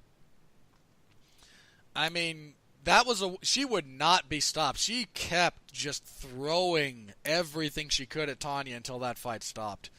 This is a big win for Aspen Ladd. I mean, Tanya Evinger's no joke. So, I don't know exactly what you do with Ladd next, but big coming out party for her in a lot of ways. Scott Holtzman defeated Alan Patrick via elbow knockout in the 3rd round. Really disappointed in Patrick for this fight. I was kind of high on him coming into it, and then he fought stupidly. Holtzman looked good distance management. The way he just kind of angled and was landing that pullback counter right, which is the same kind of thing Conor likes to do, but with his left, because Conor's a southpaw. Just landed it over and over and over again. Finally, he landed a really good one, dropped him, and then those elbows, man, just yeesh. Knocked Patrick out cold. On Fight Pass, Yana Kunitskaya defeated Lena Landsberg. This fight sucked. Nick Lentz defeated Gray Maynard via head kick and punches in the 2nd round. Gray Maynard should not be fighting in the UFC. The man's just taken too much damage. I thought he shouldn't have come out for the 2nd round. He was on the receiving end of a 10-8 first, just took a fair amount of damage. I thought this was the biggest gimme fight you could ever give to Nick Lentz, so you're welcome. You're welcome, Nick Lentz. I mean, it's up there. There are some worse gimmies than Gray Maynard. I mean, Artem Lobov is still on the roster. But, yeah, Nick Lentz, again, he looked pretty good doing it. And Tony Martin. This fight was practically a death sentence for Gray Maynard. Yeah, this was really unlikely to go his way. I mean, Maynard shouldn't be in the UFC. He can't take damage anymore. Tony Martin with a really great head kick knockout over Ryan LaFleur. I thought LaFleur was going to win this, and Martin, again, that kind of pull back right, he just kind of had that dialed in, was landing it pretty frequently, and then used that punch to set up a head kick. Nice stuff from him. I don't know how far Martin can go, but this was a good performance from him, certainly. All right, Jeff, what are your burning desires from those prelims? I thought Holtzman Patrick was a good fight. Certainly Holtzman, one of his better performances. Good performance by Nick Lentz, even though he finished a washed up Gray Maynard. And look, I'm not trying to belittle the guy, but you would agree if I said Gray Maynard was washed up right now, right? Yeah, he's pretty over the hill. And Aspen Ladd, feels like this was a big kind of breakout performance for her. And, we need, she's a very interesting prospect. I think you would agree. Yeah. She was savage. This was a big one for her. She was savage. She was savage. And she didn't beat a world beater or anything, but Evinger is she's an experienced, she's a tough veteran, right? Oh yeah. Again, Evinger's not, she's not top 5 in the world or anything, but she's not a joke. She'll make your life miserable. She lost her UFC debut, but she was very good in Invicta, and she was beating girls like Yana Kunitskaya, who also fought last night. And what did Kunitskaya do? And Kunitskaya won last night, defeated Lena Landsberg. Hmm. So I mean, she beat a solid, tough opponent, and not just beat her, but like messed her up in the first round. So I was real. I don't know.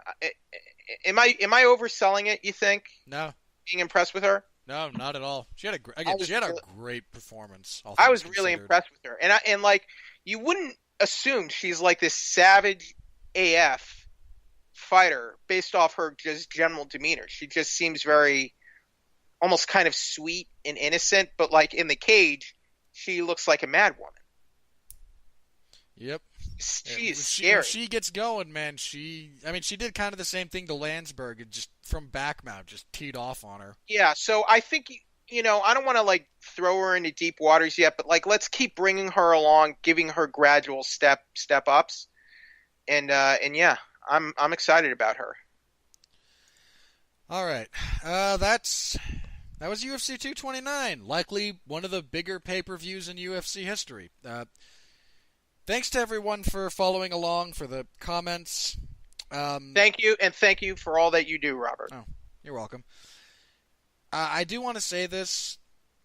Things got a little heated in the comments section, especially after the brawl broke out.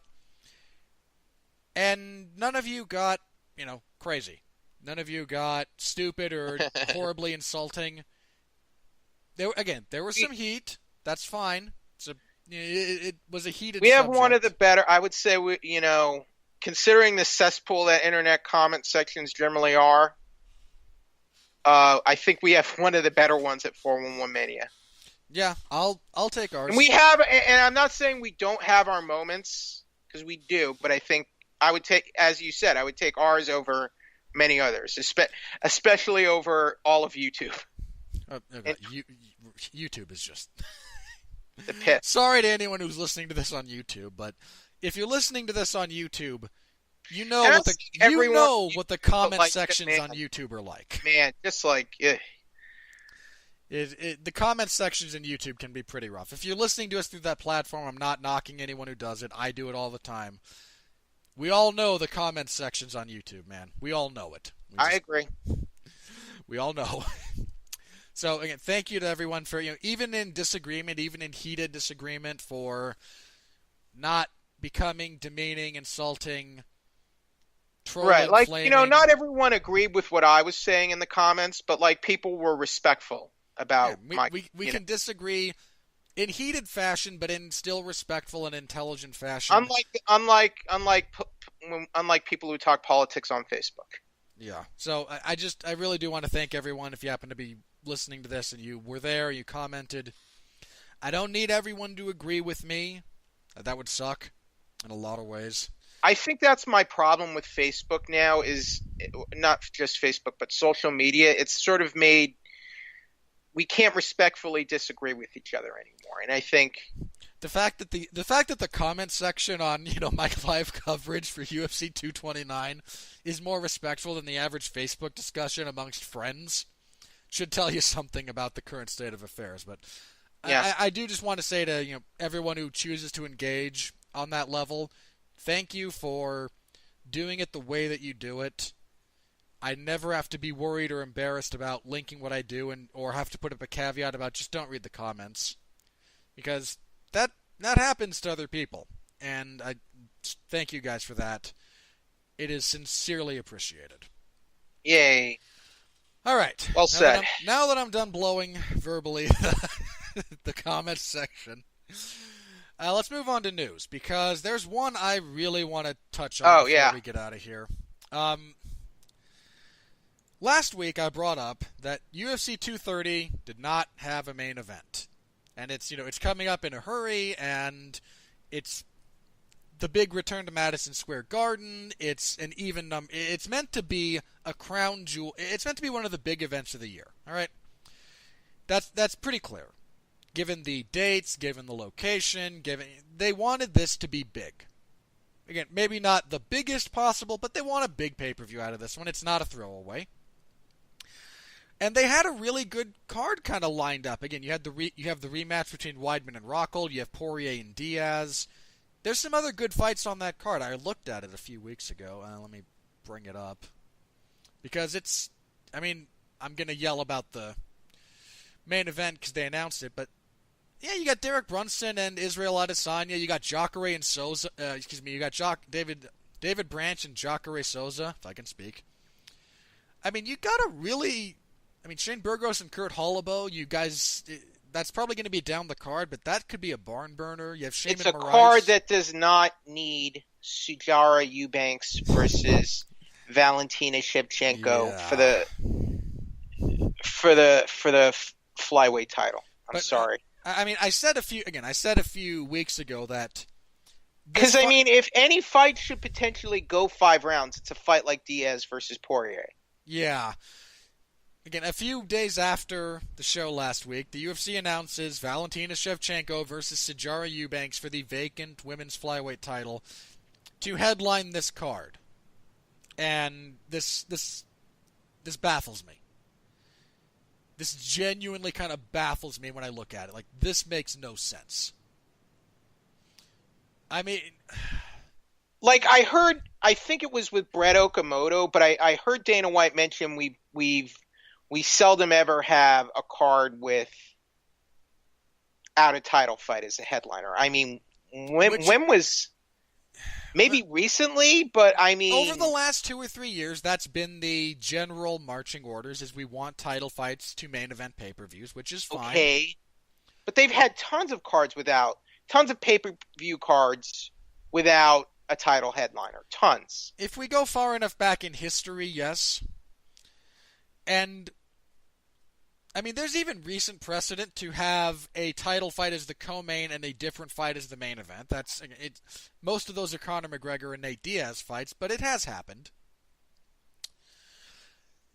And I'm not even saying you should make Poirier Diaz the main event instead. I'm saying you should have you sacrificed a much better fight, Joanna versus Shevchenko, now look. If the result is we don't want to book that fight yet because maybe that's a fight we want to do later down the line, Robert, I would totally understand that. But I would still not want to book this title fight at 2:30 as the headliner. When you already have Poirier versus Diaz, and that's like your headline. To me, that's your headliner. It doesn't have to be for a title, and you want it to be 5 rounds. I mean, here's what kills me about this. Like, I can accept that sometimes the best of a bad situation is still kind of bad. Like, genuinely... Oh, wait. Hang on. Wait. Yeah, okay. Let me finish. I can accept that is reality sometimes. I struggle to imagine this as the best scenario that could be put together. Here's what we lost. Let me just be clear about so everyone knows. First of all, we are, in all likelihood, losing out on 5 rounds of Poirier versus Diaz. So we're going to lose 10 minutes, give or take, assuming it goes the distance, of the insanity that those two are going to put together. So we've lost that. That's 10 minutes of that. Gone. We have lost what is, in my estimation, the best women's fight you can make, which is Valentina and Joanna. I kind of think we all know. This has greatly upset Joanna. Yeah. You believe her? So we have now lost, again, one of the 2 best women's fights you can make, the other one being one that's coming up down the line between Cyborg and Nunes. So, hey, potentially the best women's fight you can make, that's gone. And might not get remade. I mean, again, we all kind of consider it inevitable, but how many times have we seen fights like this that we kind of want to see, and if you don't strike while the iron's hot, it just either doesn't happen, or when it does happen, it's massively disappointing. So we've lost, again, 10 minutes of 2 crazy guys that, that's the draw. The main draw for this card is Nate Diaz and Dustin Poirier. You're shortchanging everyone who's primarily interested in that fight, and it is the most casual-friendly fight on this card. You're annoying the hardcore fans who want to see Joanna and Valentina because it's again, in my opinion, the best women's fight you can make. That's gone. You're now putting Sijara Eubanks, who's 3-2 professionally, 1-0 in the UFC, already lost out on a title shot because she couldn't make weight, on truncated notice, not full-on short notice, but shorter than average notice, to headline Madison Square Garden in a fight that, A, she's not really going to win. That's probably not going to be a very good fight, and is going to have a crowd that's likely just on its way out the door. So you've now put these two women in the headlining position in a very untenable spot relative to the rest of this card. How is this the best outcome? Even if we accept that the situation is bad. Okay, like, let's accept that nothing that the UFC wanted for this card, as far as the main event, was available. And we're now trying to make the best of a bad situation. I really do not think that this is the best that could be made of this situation at all. It's so weird. I don't get why they made this fight at all. It's just bizarre. Because they don't want to cave into the demands of Nate Diaz. They want a title fight to headline, and Joanna wasn't going to move up her timetable for the fight with Valentina. I mean, what? But why why risk hurting your relationship with Joanna? Because Joanna has no leverage.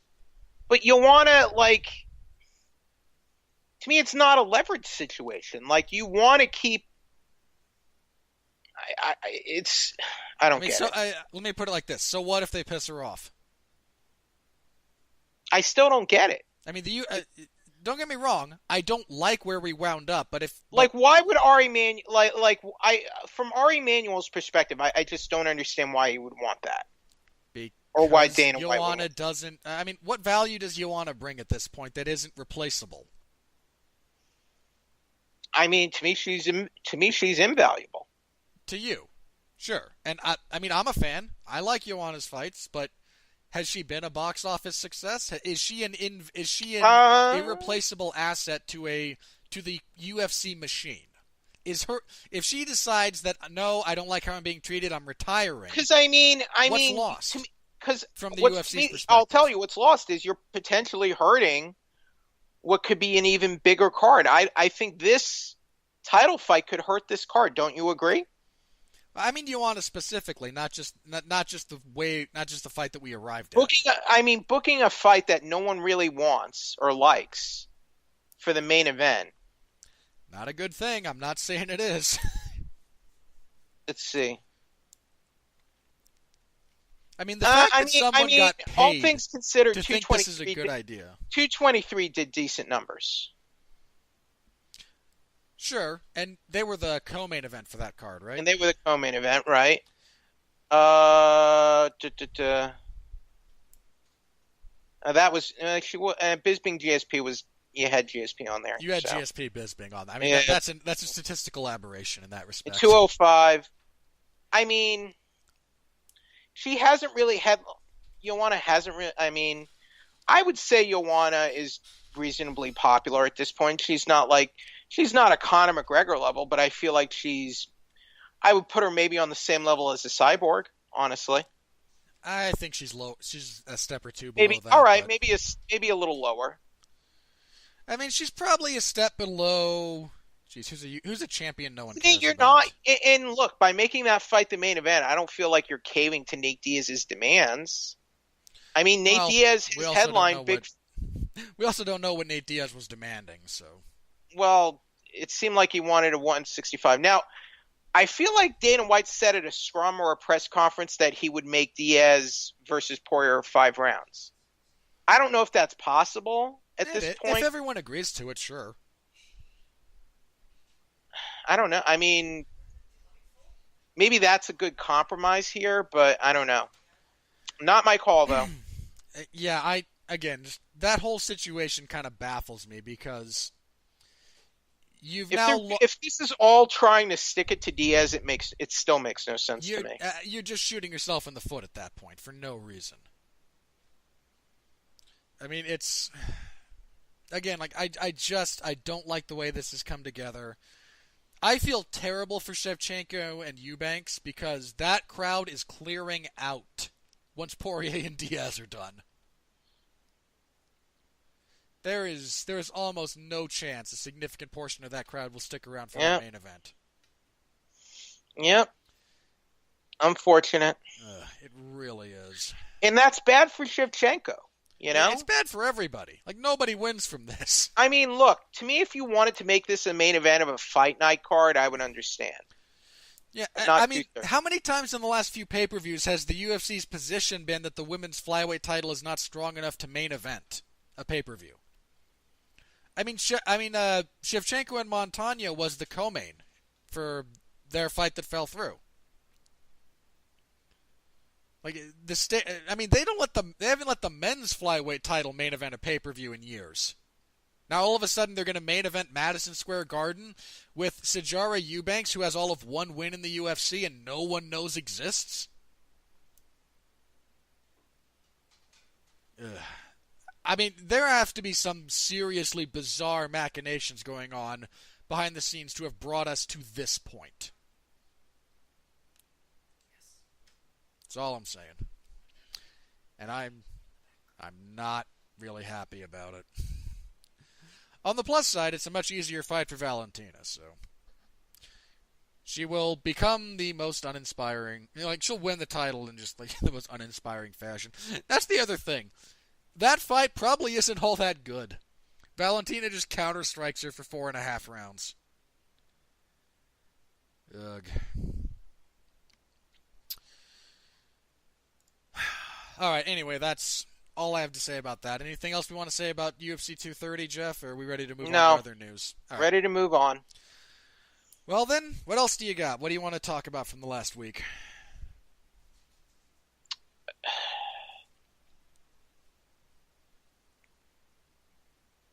I mean, I wasn't here last week, so Jon Jones was... That's true, you did miss that. Do you believe Jon Jones is a snitch? Or, I mean, what do we make of, apparently USADA has a snitching rule. Did he snitch? Here's my thing about this. I mentioned this last week. I'll repeat it in brief. First of all, anyone claiming that just because that I have no problem with believing the situation might exist where Jon wasn't cheating but still has information that could be helpful to USADA. That is a circumstance that I believe could actually exist. Does it exist here? I don't know. I haven't seen enough evidence one way or the other.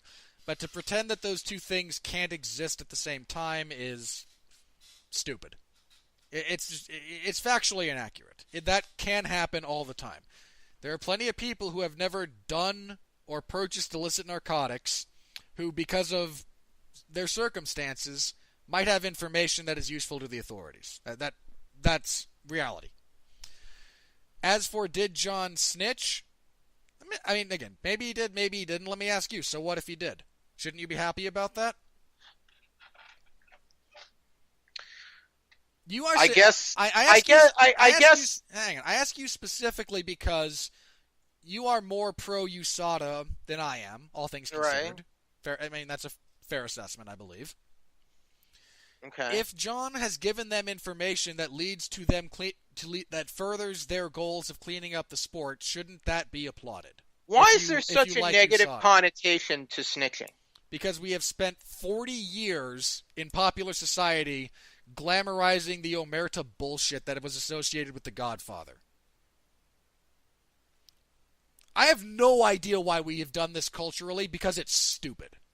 I guess to me, part of the issue is that it helps Jones. If Jones is guilty of anything, it sort of helps him escape punishment.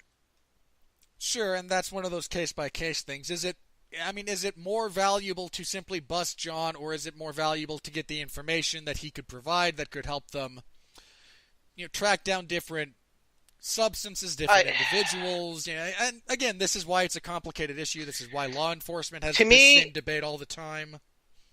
To me, the thing about USADA is that the fans and the media were demanding the sport get cleaned up. And there was a superiority, and there was a lot of grandstanding, a lot.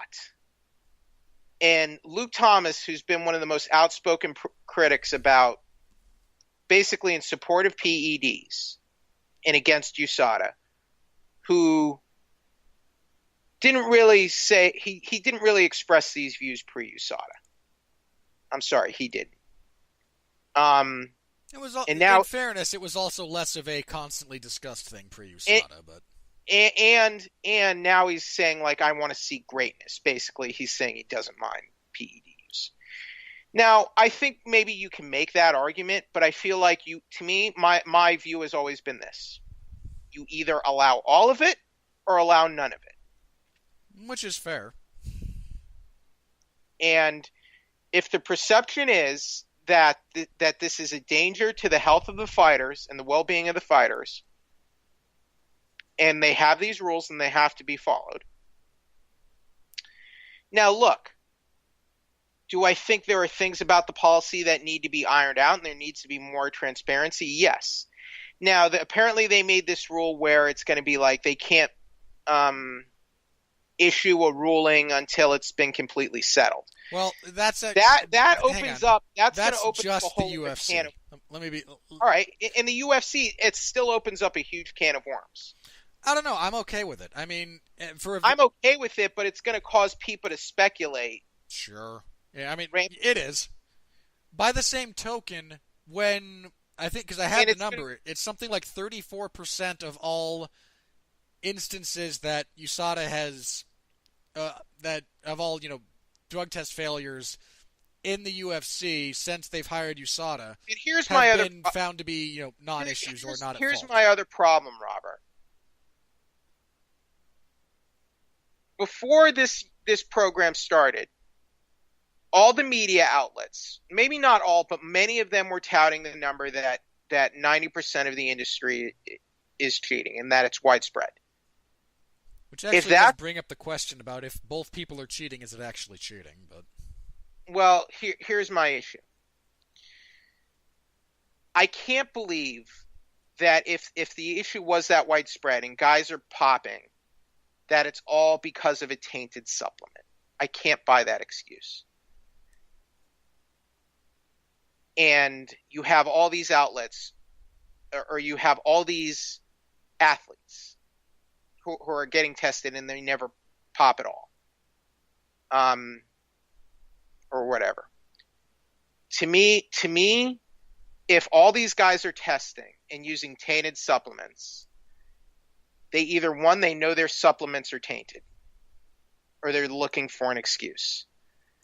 Because you will almost you can probably count on one hand guys who have actually copped to and admitted cheating. And if a cheater is already cheating, why is it in their best interest to cop to the truth? Right? And that's why I cannot believe if you have 30 athletes all failing tests and they all have the same answer, I can't buy that it's all because of a tainted supplement. I'm sorry. I can't. Yeah, that's fair. No, again, the reason I'm okay with the UFC's new stance on this is just when we have a third of the cases, little over a third, that have been found to be at no fault they have found no fault and have levied essentially no punishment. That doesn't mean they aren't at fault, though, Robert. The official finding is that, again, like my thing is that doesn't mean they weren't trying to do something to me. Sure, but I mean, everyone's trying to do something if you're going to apply that level of paranoia. I mean, Bill Cosby was not convicted or tried for anything for years, right? Does that mean he was innocent? I mean, technically, in the eyes of the law, he was innocent, right? Sure. That doesn't. I mean. So I mean, do you believe he was? I don't know. I mean, again, how much paranoia are we willing to inject into the conversation? Were you just going to randomly go around saying that Bill Cosby was a rapist for 40 years? My basic conclusion is you can't have it both ways. And quite frankly, all the sanctimonious reporting and debate that gets thrown around during this whole thing makes me sick. So if you don't like USADA, here's what's going to happen. Throw out USADA, throw out drug testing, and I never want to hear about cheating or PEDs ever again. Yeah, which, Because in fairness, the I'd be okay with that. I will defend the UFC on this. The UFC was forced into enforcing this program. They were publicly harangued and shamed into starting a USADA. Something. Random, whether or not it was USADA or not, there was a lot of pressure on them to do something other than what was already being done. They were harangued and publicly shamed into doing it. You can't deny that. Oh no, I mean that was the primary impetus for them changing their policy was the public reaction. That's absolutely true. Tommy Tolhold is a very intelligent humorist because he kind of I think he does very his jokes about this whole thing are very intelligent. Now, granted, he says it through his sort of little cartoon Dana White, but it's basically like, well, you wanted a clean sport. This is what you get. And to me, there's a certain amount of is there not a certain amount of accuracy to that? Oh, there's a lot of accuracy to that. Because there's a lot of. And if you don't like what USADA, if you hate what USADA is doing, then you don't want a clean sport. I'm sorry. I'm not sure I agree with the conclusion you draw there. Why? I can dislike USADA's methodology and the specifics of it while still wanting the same outcome. This is not the only way to do it. It's certainly not the best way. I mean, what's a better way to do it? I don't know. I'm just saying I know this isn't it. All right, and that's all right. So that's a big problem to me right there. It is, and again, that's my only issue with. That's not a good argument. That's a flimsy argument at best, Robert. I'm sorry. What? That this isn't the best situation? This isn't the best way to do it? That you don't know that you don't know. I don't know. You don't know. To me, I do know. To me, the answer is if it is so bad and rampant as everyone says, then we need something. We need a deterrent. And to me, it's been working, but cheaters have not been willing to cop to their cheating ways. And that includes Lyoto Machida. That is a really bad example because Machida got the wrong end of that. And Frank Mir. And you know what? The whole pity party that went around for Frank Mir, no one actually asked him the relevant question, were you cheating or using PEDs? No one asked him that. Not a single person. Everyone went on this, oh, poor Frank Mir. He ate some tainted kangaroo meat. Poor boo-hoo. Have you ever looked at Frank Mir and you had to have been suspicious some of the times he's fought? I don't know. He's a heavyweight. The second Brock Lesnar fight, most definitely. I mean, he definitely bulked up, but he's also always been a big guy. He has. I mean, he walks around at 280 pounds. Okay. So I'm just saying, if he just wanted to... I do but, not find it unbelievable that he could simply tailor a strength and conditioning regimen. The eye test is real. It is real, Robert. It's also inadmissible. But it's part of the criteria. It's still isn't. Yes, it is. Did anyone look at Johnny Hendricks and think he was juiced to the gills? Johnny Hendricks never failed a drug test. Fine. How about Josh Barnett then? You look at that guy and you think, roids? Yes. Sometimes, you look at Josh Barnett, just on his physical merits. I put up a picture of Josh Barnett, and absent the knowledge that he has failed drug tests, you look at him and think steroids. After the Roy Nelson fight, not all steroids make you look cut. Then the eye test is shit. If it is not universally applicable, the Roy Nelson fight, I definitely nothing. had some thoughts about. But it's not just. But it's not just it's not about the muscles. It's not all about that. I'm aware of that. It's part of it. It's part of it. Oh, I mean, anyone who intelligently dopes at this point, it's not about building muscle anymore. Now, look, I understand not wanting to excuse John Jones, but I don't have a problem with the idea of snitching. No, And I think the problem we have with snitching is simply a culture that glamorizes stupidity. my other thing is if you know guys are cheating, then just say it. Whatever. Like Mark Bocek was vocal about this, but he says that's why he left the sport, but he won't name names. Whatever. No, it's true. Again, that's one of the things that I laughed about with the Jones situation was all the people who, I can't believe he snitched. If you are pro USADA, then by logical, through intellectual honesty and logical consistency, you have to be supportive now, of here's that my choice. thing about Jones. Do I think Jones is innocent? No. Do I think he's gonna be able to keep his nose clean, literally and figuratively? No. I mean, if history tells us anything, no, he won't. Dude doesn't have the best track record. And the next time this happens, everyone's going to be tripping over themselves. And Luke Thomas will be carefully thinking about his next carefully written defense of John Jones and wanting to see excellence in the cage with PEDs. So there we go. Hey, I mean, I do want to see excellence in the personally. All right, see excellence in the cage. Then allow all of it. And I would absolutely be in support of that.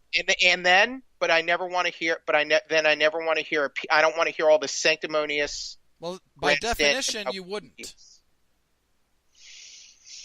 I mean, you would. Let me. Here's my problem. My problem is fans and commentators want it both ways. Sure, because they want to stick their head in the sand and pretend that the Olympics are clean too. It's just not true. You want to live in this backwards world where a person who keeps their nose clean and doesn't avail themselves of all available abilities to improve themselves still has a chance against someone who does. It's horseshit. It's absolute horseshit. And I think, do steroids teach guys how to better technique and skill? No. But I think it's undeniable that TRT benefited Vitor Belfort in his second run in the UFC. I think it's undeniable at this point. It was largely responsible for Dan Henderson's success post-40. Probably, yeah. I would probably agree. I mean, again, I could take every bit of chemicals that someone like Vitor has taken over his career, and I would still not be able to fight 1/10 as well as he does. And I think there's maybe a good argument that it provides a mental safety net as well. If it does, it's just to shield your ego. Maybe. I can buy into that, but... I mean, John said one of the reasons he partied so much prior to fights was so that he'd have a built-in excuse if he lost. And that doesn't... And let me be clear, that doesn't shock me at all. He's still... As far as I know, he's still partying, so he's still doing it. Yeah, again, also wouldn't shock me. Mike Perry said something really interesting. I doubt that. About John Jones, we both. He was like, "Oh, we both like pretty girls," and then he was like, "Oh, corrected himself. Oh no," he points him out for me. He's like, "Go get him, Mike." I'm like, "What the?" I was like, "What? What did I just hear?" You heard Mike Perry. All right. Mike Perry's a moron. John Jones isn't exactly a Rhodes Scholar either. No, he is not. He's a college dropout. Let's get that straight. So. I mean, look, professional fighting does not attract the intellectual elite. It doesn't even attract the morally upstanding, much less the intellectual elite. There are some. Not. I mean, again, it's not. That's not to say that. Dan Hardy. I wouldn't call him a Rhodes Scholar or anything, but he seems to be a pretty intelligent cat. Again, there are certainly smart people who fight. I'm not gonna. I mean, sure. You look at if you were to and there are some morally upstanding people who fight.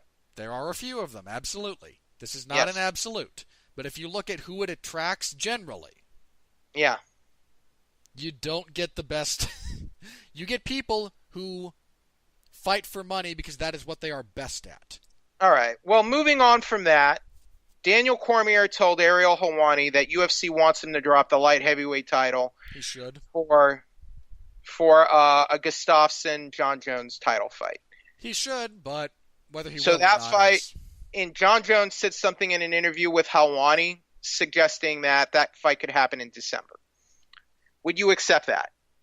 Sure. Probably, I'd love to watch Jones and Gustafsson fight. That's my favorite light heavyweight fight ever. but are we rewarding John Jones for his indiscretions? I mean, what else are you going to do? Heck, I would give it to Dominic Reyes. You're going to do what? Blachowicz versus Gustafsson in a rematch? Yeah, why not? Because you have John Jones, who is one of the bigger draws you have, and is the best fighter in the world. Don't get me wrong. I understand your point, and if there were a viable alternative, I would rather they did. Can't be upset about dropping his title. I know he has this thing with John Jones, but you can't just stopgap a division, even a division as gutted as light heavyweight, when you're planning to fight Brock Lesnar. And that's the fight he wants. So yeah, I would rather they just strip him of the belt. He's not coming back to that division. I don't care what he says. And even if he does fight John Jones again, I think there's a better chance of it happening at heavyweight anyway. I mean, he better hope it happens at heavyweight. He can't beat him at light heavyweight. And the other issue is that I don't really think it's good for Cormier to be making those weight cuts right now. Anyway, he's already struggling. It's not. He's almost 40 and he's struggling to make the weight. I mean, he had to cheat at one point to make the weight. I mean, you said it, not me. And I mean, look at how big he got for the Stipe fight. He was heavier than Stipe. He's always been a big, thick dude. He's a thick guy. That's not an easy cut for him. I don't think he's ever going back to 205. If he's not going back, stop holding up the division. Yeah, I agree. And you know what? Gustafsson arguably deserves that fight. I think you would agree. I'm fine with the Gones and Gustafsson rematch. I loved their first fight. I think it's... I just wish we didn't get rid of Davis and Bader, even though they weren't the most exciting fighters. Oh, man. You realize that John Jones fought more recently than Alexander Gustafsson? Gustafsson, yeah. That is nuts when you think about it. Because, I mean, we've been dealing with the saga of John and whatnot. Gustafsson, look, if I'm Gustafsson and I only have so many wars like that left anyway, I'm not. It makes sense if I'm Gustafsson to wait for that big fight and it's a great fight. Because you know what? Gustafsson has been through so many tough battles. How many more of those does he even have left? And in fairness to Gustafsson, at least one of those, I thought he won the Cormier fight. He's not 25, 26. Even though he's 31, he's practically an old man in the sport. I mean, between the wars he's had and the injuries he's had, yeah. Yeah. Plus, he had a fighting career before MMA, didn't he? Might have had a brief one, but I'm not sure. No, I think it looks like he did some submission. Nothing major. Okay. No, he was. I mistakenly thought he was a kickboxer. I'm sorry. So yeah, maybe that fight will happen. I'd be fine with that. I mean, not fine, but as you said, what else are you going to do?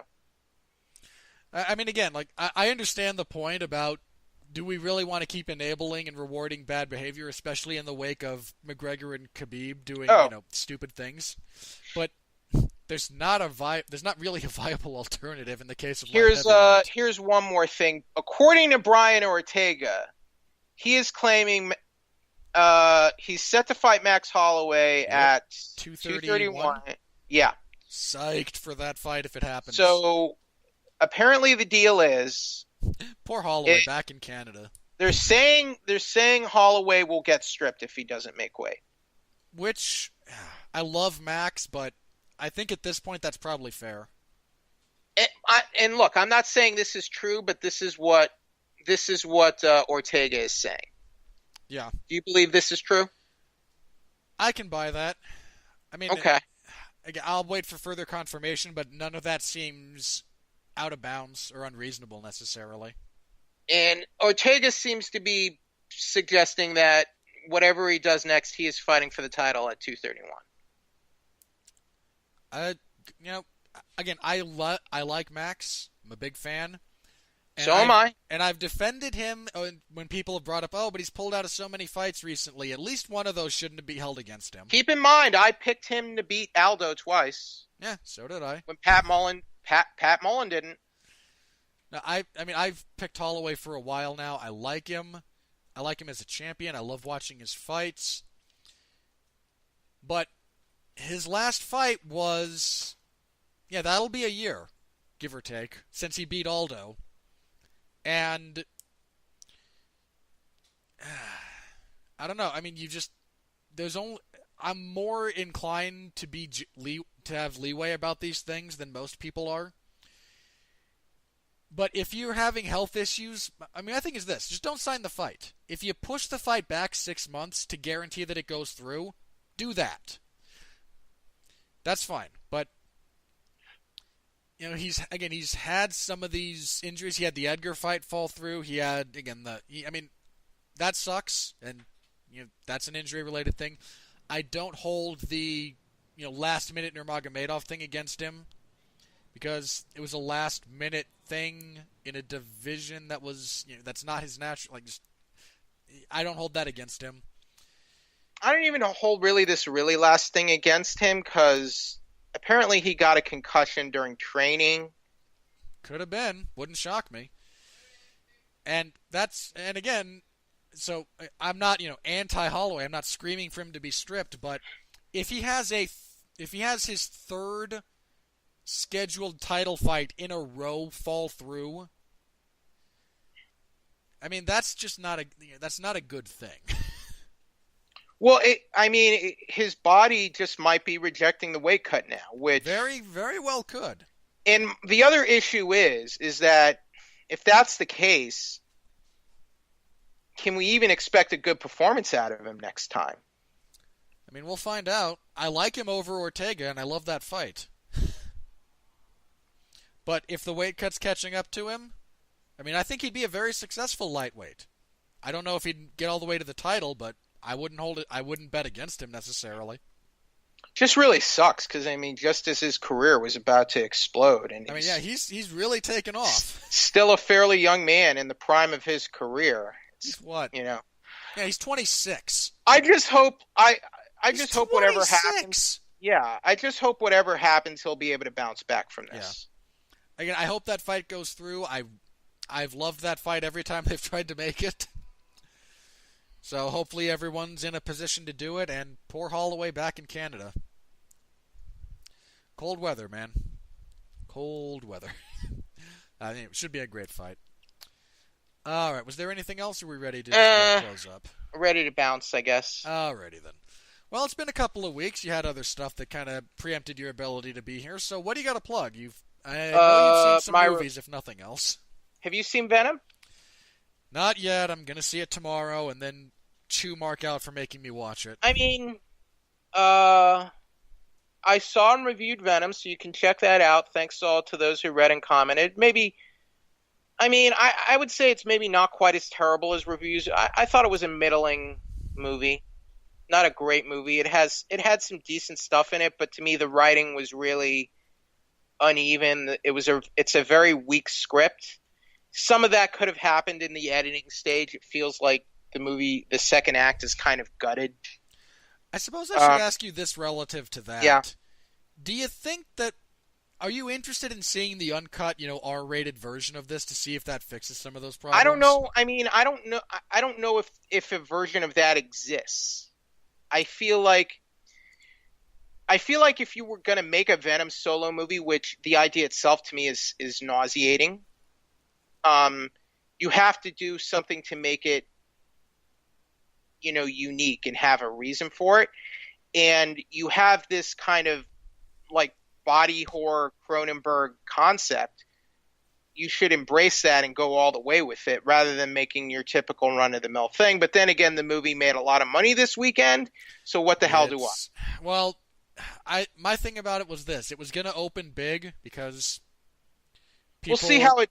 90s nostalgia for Venom, but next week it is dropping like a rock. To me, I've never liked the ideas of Venom as a hero. I think it's stupid. And to me, when the character became like anti-hero slash hero is when the character started sucking. That's always been my view.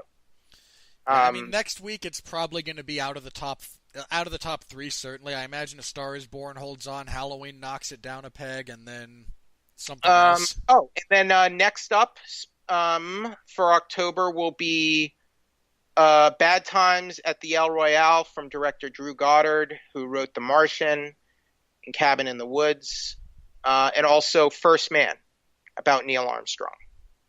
So, doing that.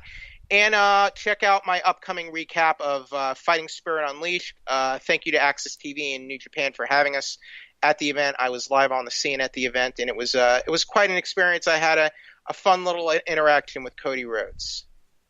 It was with, and it's actually on YouTube. You can see me. Did you throw something at him? No. Like I was kind of. He was cutting like a kayfabe promo in the press conference, so I was kind of just like playing along with that. So he's like, "Come on up here," and he brought me up to the table. He did that with one other reporter who he knew, and I was saying he should fight Kenny Omega. Is it true that he's better looking in person than he is on camera? I think he's. I mean, not that there's anything wrong with that, but I think he's a handsome individual. Again, he's just one of those guys who looks good on camera, and I'd heard that he's actually better looking in person. I mean, better look. I wouldn't say he's better looking in person. I think he's, I think he and Brandy are very, well, let me say, well put together. Maybe not a gorgeous couple, but a very good match. They're a very nice couple. All right. But it was a nice. I got to tell you, having a fun little interaction on camera with Cody Rhodes was a fun moment for me. So I really enjoyed the experience. What else? Oh yeah. Oh, I can't talk about that yet. NDAs are a thing. My season 2 review of Iron Fist. My interviews for Iron Fist, my interview with CM Punk, in case anyone didn't get to look at. Yeah, I interviewed CM Punk, exclusive interview. Check that out. Thank you, guys. Thank you, Robert. Thank you, Jeff. I'll see you not next week, actually. We have a week off, and then, so in 2 weeks we will be previewing. Yeah, the 21st we'll be back to preview. Oh God, Fight Night 138. Hooray! Thank you, everybody. Artem Lobov's in the co-main event. It's not a good card. Best card ever. Not a good card. All right. As for me, you can find me this Tuesday on Damn You Hollywood. Myself, Mark Radlitz, and Jason Teasley will review Venom. I anticipate yelling at Mark for making me review this because I've not heard all that much good about it. And if you know my sensibilities as far as film goes, you'll, this is not up my alley at all. The week after that, I think Mark and I are going to be reviewing Halloween. We do have something the week after that, I know. Basically every Tuesday, we've got something on the Radulich and Broadcasting Network. You can stay up to date on said network on Facebook. Just like the Radulich and Broadcasting Network, you'll get updates. There is no UFC event next week again, so yay! I'll have a Saturday to myself. I'll have 2 Saturdays, jeez. Yeah, the 13th and my birthday, the 20th, are open, and then the 27th we will have, again, Fight Night 138, which is not good. Yeah, not a good card. Boy, that's not a good card. I'm struggling to find anything on this card I'm looking forward to. Normally I could find something, but man, I cannot. Boy, that's a bad card. Anyway, we'll be back for that. So so not next week, but the week after, we'll be back to preview that. So please come back for that. Hope you all enjoyed the show. I appreciate your support. I don't deserve it, but I'm happy to have it, and we'll try to earn it. Until then, for Jeff, I'm Robert. Thanks again. Stay safe out there, and please continue to be well, be safe, and behave.